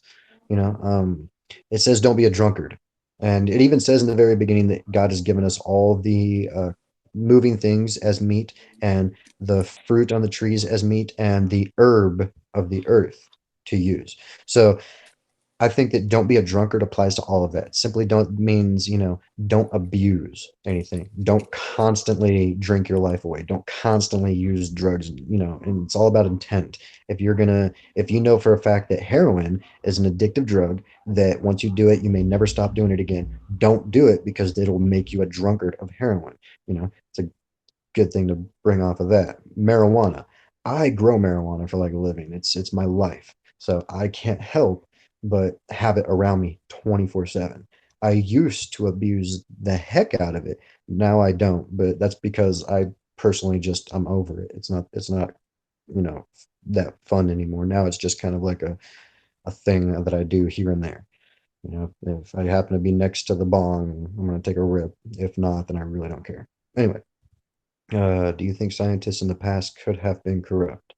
I think anybody from the past could have been corrupt. Anybody from the present can be corrupt. There's corruption and there's, non-corruption. It's the duality of everything. So yeah, I do think that people in the past could have been corrupt. I'm trying to hurry up. What do you think of the third eye pineal gland? The pineal gland? Oh, I was talking about this earlier. If anybody remembers, the Eye of Horus, which is the eye that's atop the pyramid, is known as the Eye of Knowledge. It's where knowledge is accumulated and concentrated, and it's always shown with rays of light being projected out of it. Right. Well, I believe that that's the symbol for the pineal gland. And in esoteric and occult symbolism, you'll always see the Eye of Horus and the black sun paired up together. Well, I believe that's because the light itself, which is energy first before it's light, because it only becomes light once it's converted into information in your head. The energy is stored in your pineal gland, and it's projected out of your pupil. And your pupil is that black hole, the black hole sun, where light is projected. And in esoteric knowledge, the black hole sun is where pure light it comes from. In mainstream, people talk about the black hole sun all the time as the pure sun, the pure, form of what gives light. So the pineal gland to me is where energy is concentrated, and it projects it out of the pupil, so that way it can come back through the iris and be converted into information within your mind. Yeah, extremely, extremely, extremely, extremely quickly. Yes. Oh, like light doesn't have a speed, there's no speed of light, but if anything were anywhere near that speed, it's your iris. No joke. I did a big old study on the eyeball and the iris and how scarily incredible it actually was, because how fast the iris works. It's known as the fastest repairing tissue in the entire body, because what it does is there's no study on this. It's just something that I put together myself after reading a bunch of the different things that it do. And once you kind of make the connection and realize it, your iris is what defines color when you see color, right? And your iris is moving and structuring itself so fast to match the geometrical patterns that the energy that you projected out that hit that material and projected it back, it matches those at that same speed in order to give you the color of things, because that's what color is on a microscopic level. Color is the geometric pattern of the material that you're looking at. So if it's got a spiky pattern, it's going to be more towards the red end of the scale. If it's got a wavy pattern, it's going to be more towards the blue end of the scale. So microscopically, depending on what that pattern is, that's what the color is going to be. Now, imagine yourself going out into a field of different flowers, a million different colors. Your iris is simultaneously taking every single one of those geometrical fractal patterns and instantaneously shaping itself to match that pattern so your eye can use that as information. That's how fast your iris works. It's beyond fast. I can't even actually fathom its true speed. That's how fast it is. Yeah, the Yeah, eye is I always truly question whether what's faster, light or vision. it's a vision, because light itself doesn't actually move. Light's that was my conclusion. Yeah, I mean, light itself is literally it's energy passing between us and the material, bouncing off. And the only reason why it's light is because it's been collected in your iris and converted into the information which you call light, which is actually within your head. That's why they always say the light is within you. It is within you. Right. It's within you. Oh, heavy stuff, man. A lot to think about. It takes years to get you. Yeah, actually, here it is. I found it. So, are you guys looking at that or me right now? Oh, you're looking at me. Looking at you. Yeah, I'm pretty, but I'm not that pretty. Let's change that. Are you looking at the paper now? Sweet. All right. This is the study I did.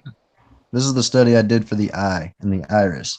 It is incredible how fast the iris has this two-stage circuit in flesh. Alternative wavelength of electroradiation feedback reaches the iris, where the stroma will mold, grow, and recycle to make the correct hypergeometric shapes to fit the feedback energy waves, where the energy then borrows the past and the stroma to the original pigmented, I can't see that, I can't say that word, epithelial cellular tubes, where the energy travels as the wavelength energy matching the color. It's so basically right there, it takes the hypergeometrical fractal patterns, and it molds, grows, and recycles itself to match each and every single solitary pattern in order for you to perceive the different colors. So whenever you look at a Mandelbrot painting and you're looking at like 90 different colors right there, just think about how scarily fast your mind or your eye is actually moving and working right there. It's incredible.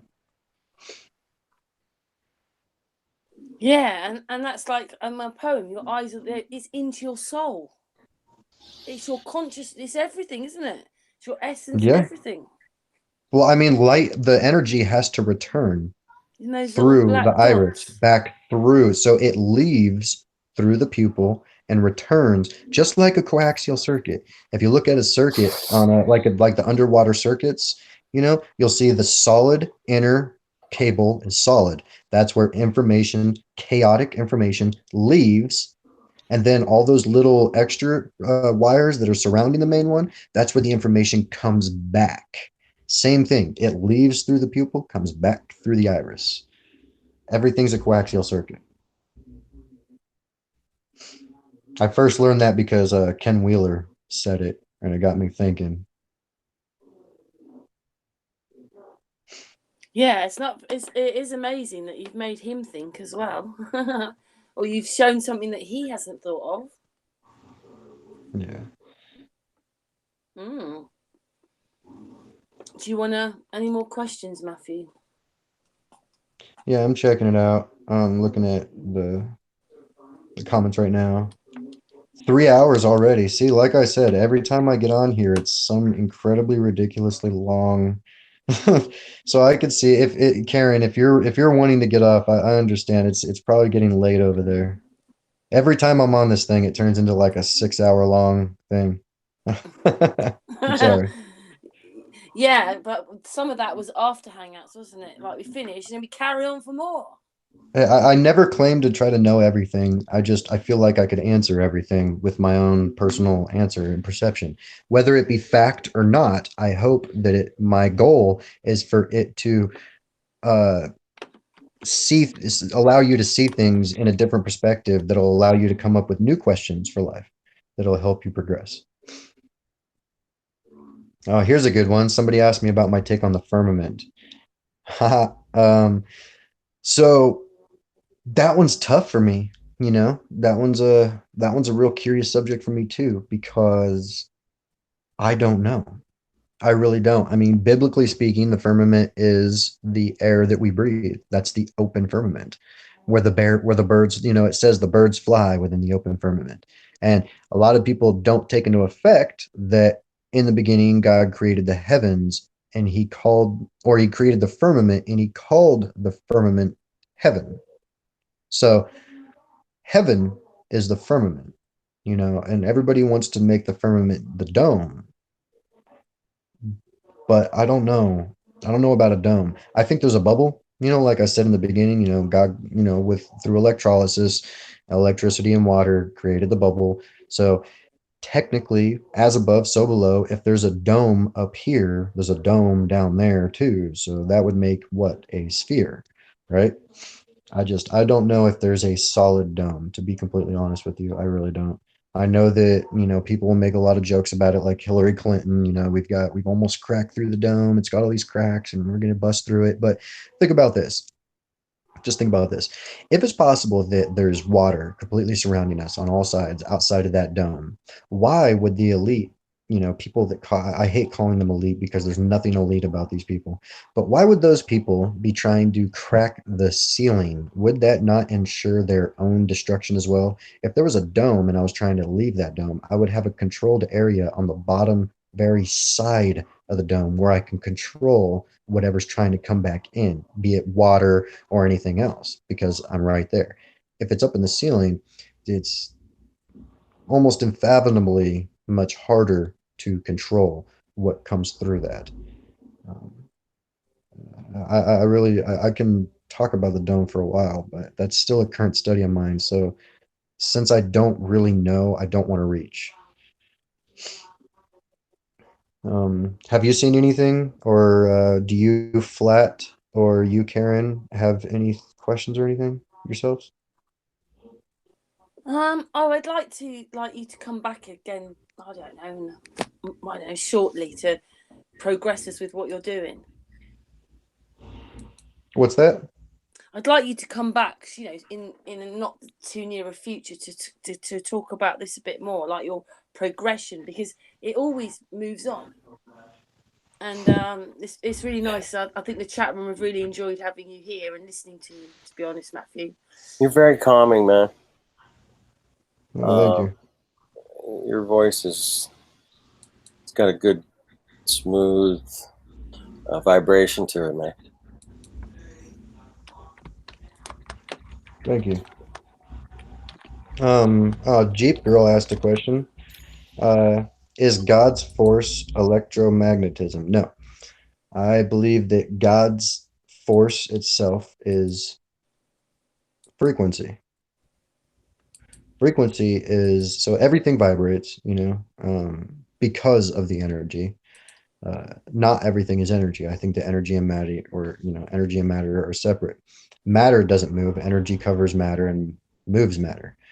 But I believe that everything vibrates because of the energy, and everything has its own frequency. Things exist, so like even in quantum physics, they say that every single particle and molecule has its own frequency. So that means that some intelligence out there has to tune the frequency of that particle's vibration for it to exist. Each and every single one. And not only that, but he has to continuously tune the frequency of everything in order for these things to coexist and create new things. So to me, God is a conductor of frequency before he's even the creator. So to me, God's main force, his main essence and everything is frequency, and then vibration, and then magnetism, and then electromagnetism, then electricity. Because like I said before, actually, I think Jeep Girl might have missed that whole thing. I'm not sure if she was there for that, for my magnetism explanation. So I disappeared then for a second. My whole thing froze, but I'm back now. I missed that bit, sorry. Yeah, I actually have a theory about the superfluid helium, Carolyn, and the firmament. But like I said, I don't know too much about it, and I'm still studying it, so I don't want to reach too much. But yeah, Jeep Girl, if you weren't here for my magnetism talk, I'll let you explain why I believe everything is magnetism before it's electrical. If that's what you. Hey, I finally met the bottom of the comments. Sweet.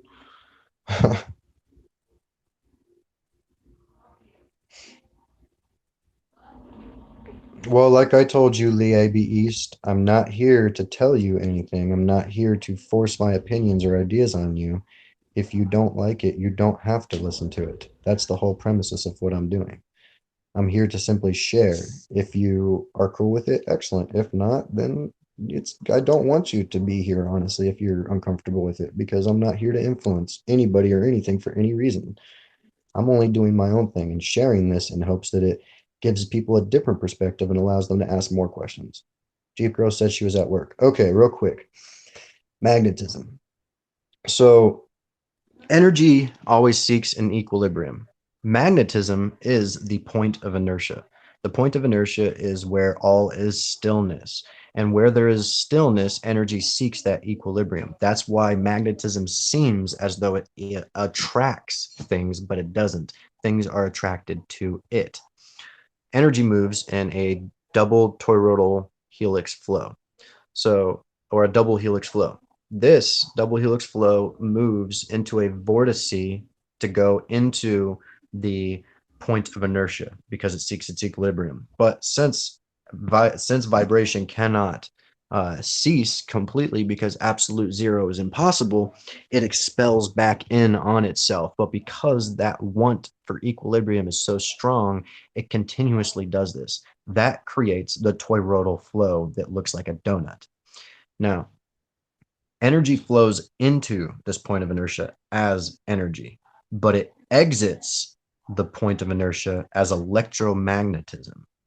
Once electromagnetism comes in contact with matter, it is then known as electricity. So, everything is magnetic before it's electromagnetic or even electrical.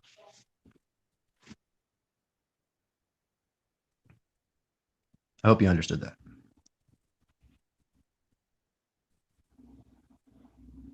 Am I going to the Flat Earth Convention? No, I don't think I am, because I feel I feel that they have enough people out there that are great truth warriors fighting to keep that truth going. But I feel I am sticking to that one particular subject is not time that I want to waste. I like to move on and focus on progression. So because I looked into flat earth, it allowed me to realize other things about the world. And my main study is technology and recreating the ancients technology by understanding the symbolism. I've even gone as far as teaching myself how to read and write in Coptic, Latin, Pictish swirl, Hungarian Runish, Germanic Runish, quite a few dead languages actually, simply because I want to know these symbols. And because I've done this, I feel like I've actually learned like a lot about all of that. Actually, if you guys want, the ancient Egyptians um, before they used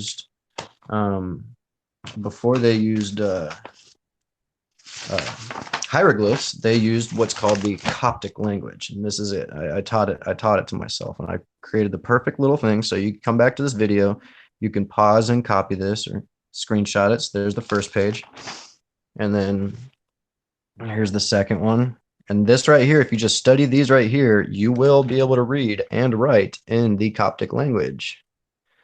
So translating is a different story. I still can't translate from Coptic to English, but I can read and write it, which means that I can turn it into English words and find someone or a program that can translate it for me.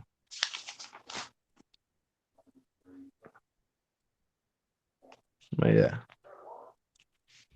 And there's even like tests, practice questions like this right here. This is all like a test.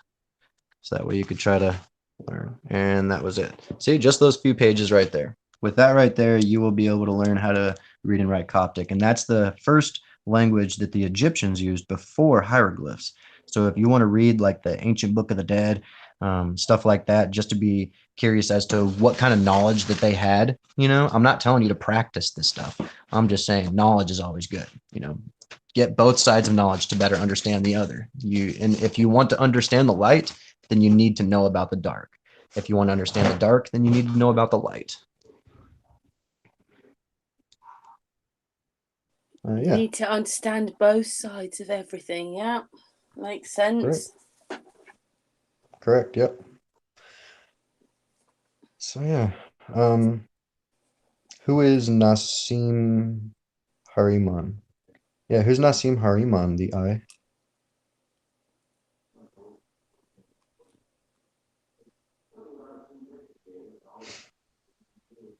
I'm curious. I've never heard of him, but Haramain, Nassim Haramain, if I'm saying that right.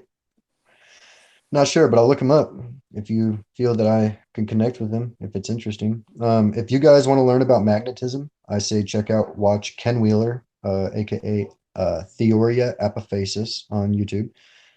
If you want to learn about energy and the flow of energy, check out Scientific Lee. He's a physicist. Not Lee, I'm reading the I. Harim's a physicist. All right, I'll check him out. I'm always curious. I'm looking at new knowledge, seeing where he's at and what he thinks. Yeah, I'd be interested in that. Well, I see that the chat is starting to die down a bit. Doesn't look like anybody has a whole lot of questions. I can literally talk for days and days and days. So instead of me just downloading random information, I just like to wait for people to ask me stuff specifically. Yeah, I think it's probably because in the UK now it's gone midnight now. Yeah. I mean, 3 hours is quite a nice time to, we usually we started to have the hangouts at 3 hours, Matthew, because obviously it's quite a lot of information. Like, I bet you some people will re-listen to this hangout to rehear some of the things that you were saying. There's a whole, I wish that I could just somehow categorize all the different stuff in my head and then just lay it out into like a series of videos. But I would have no idea how to start that, especially because I'm still putting the pieces together myself. Yeah, and then when you start talking, it's always got something from over there to come in as well, and then you're over there talking about that as well. So many things are Yeah, interconnected, aren't they?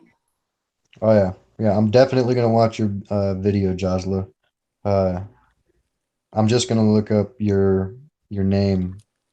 I don't know why, but for some reason, whenever we stop the hangout and I go back to check out the YouTube, I can't see all of the I um put all the text. I put a link to that video in the chat, back chat for this hangout. Oh, did you? Oh, for Yeah, who? For for It's on Jazla? his Jazz, mobile. Jazla. I'll That'd be send him awesome. All one. right, Don't excellent. worry. Yeah, I'll it's in send. there. Oh, it's all about the Big Bang. Excellent. Yeah, I'm curious about that. I'm always curious about new things. I'm not sure if you can see that one, Flat Earth dude, because he's on his mobile. Yeah, Oh yeah, yeah. I it should be mean, there. Yeah, it should be there. Anyway, but he when won't you see it get on the home, hangout. Yeah. Yeah, no, I'll look in on your computer. the back room. Yeah. Let me see. I had a question before. Was technology given to man? I believe that's possible. Yeah. Um, Either through just flat out giving to man or by giving man the knowledge that allowed for them to do the technology themselves. I believe that the technology of the past compared to the technology of the modern is completely different. The modern technology and knowledge that we have is purely materialistic. I believe that the ancients had technology that was beyond our comprehension because it was purely natural. Yeah, I agree. Yeah. In the past, they knew how to do things we wish we knew how to do. Their civilizations still exist today. However long ago you want to say it is. Some people will say that some of those ruins existed, 10,000 years ago, and others will be like, it was only a couple hundred years ago. Either way, they still exist right now. And if all of New York City was abandoned today, it would be a matter of a few years before it started to break down and turn back into its natural elemental self. It would not take that metal and all that stuff thousands of years to break down because it's all perfectly rustable. It's just people manage it, and there's so many people around it all the time. There's no way for any kind of settling energy to happen. Just like the rivers. If a river is constantly flowing, that water will always be new and pure. But the moment that you dam that water up and you make it stagnant, it immediately starts to, degrade itself. Same thing in the cities, as long as there's people around and as long as there's lots of stuff going around, the energy will never be stagnant and it will never be able to convert back to its natural elemental self.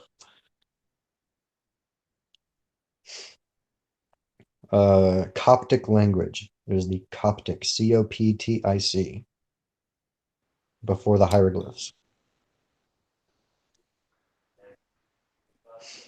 Yeah. And I mean, just destruction itself isn't bad. I mean, if you think about it, yeah, the fire burns the wood, and some would say it's destroying it. Others would say that the fire's breaking the wood down in order to create a new element, you know. If it weren't for the forest getting burned down, there's a lot of things that couldn't happen. That ash couldn't get turned into biofuel for the forest to grow stronger and better after it. You're welcome, Joe.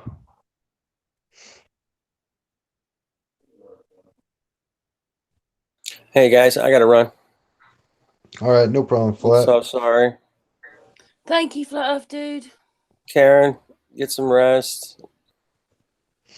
Matthew, thank you so much. Really Absolutely. Thank you for hanging good out stuff, for man. so long. Yeah, I was kind of working and listening mostly. Sorry, I wasn't more interactive. I'll You're I in need to You're in California, aren't you, Matt? No, I'm in Oregon. or he's up Right. north of me. Yeah, All right, well, cool, man. Keep up the great work. I'm sure we'll talk again. Our Thank you. energies brought us together. I'm sure it will absolutely. again. That's how the universe works. It'll never Yep, match you up with those that don't resonate at the same vibrational frequencies that you do. That's why you always exactly. feel uneasy around those kind of people because you're the one that forces yourself to be around them, not the universe. people got to stop blaming outside forces. It's all about us. Oh my goodness. I kind of lost a gig this week. There's some really bad energy people. You know, I just wish them the best, and so many good things have happened to me since. It's just weird, That's man. good, yeah. You know, That's just how it works. Instead of allowing it to eat you away, you kept it good. yeah, I kept it good, and wish, you know, I don't have any, like, I'm not mad, I'm not vindictive, I'm not, you know. He's quite a cool dude, though, aren't you? I try to. You should be called. I'm gonna put out really cool good dude. energy, and I'm gonna get really good energy back, and that's the way it works, man. And I tell everybody that same thing, man. You're gonna get back what you put out, man. Period. And you're putting out amazing energy, and it's awesome. Thank you for sharing. I really do appreciate it. I'm really happy. It's been a long time since I've talked, you know, so it's nice to be able to connect with people, and especially it's nice to have other people resonate. No doubt. It's really helpful. Yeah, and they've also talked to the chat room as well, which is nice, Matthew. Yeah, just keep it going, Matt. Just stay all night. And if you, no, I'm just. Yeah, absolutely. I think it's extremely important to keep the chat room within our chats. I mean, it's if it weren't for the chat room, guys, if it weren't for the That's people right. watching, then why are we doing this? You know, We have to share this information. It's great. I'm here because everybody had the questions. I'm glad to answer. Yeah, Trip on Jazzla's 111's videos. He's got a lot of really great geometry and energy things, and I'll probably just subscribe to the channel. yeah, definitely sub. He's been putting out some good content lately. My goodness, and his videos are real short. They're like 5 minutes long at the most, usually.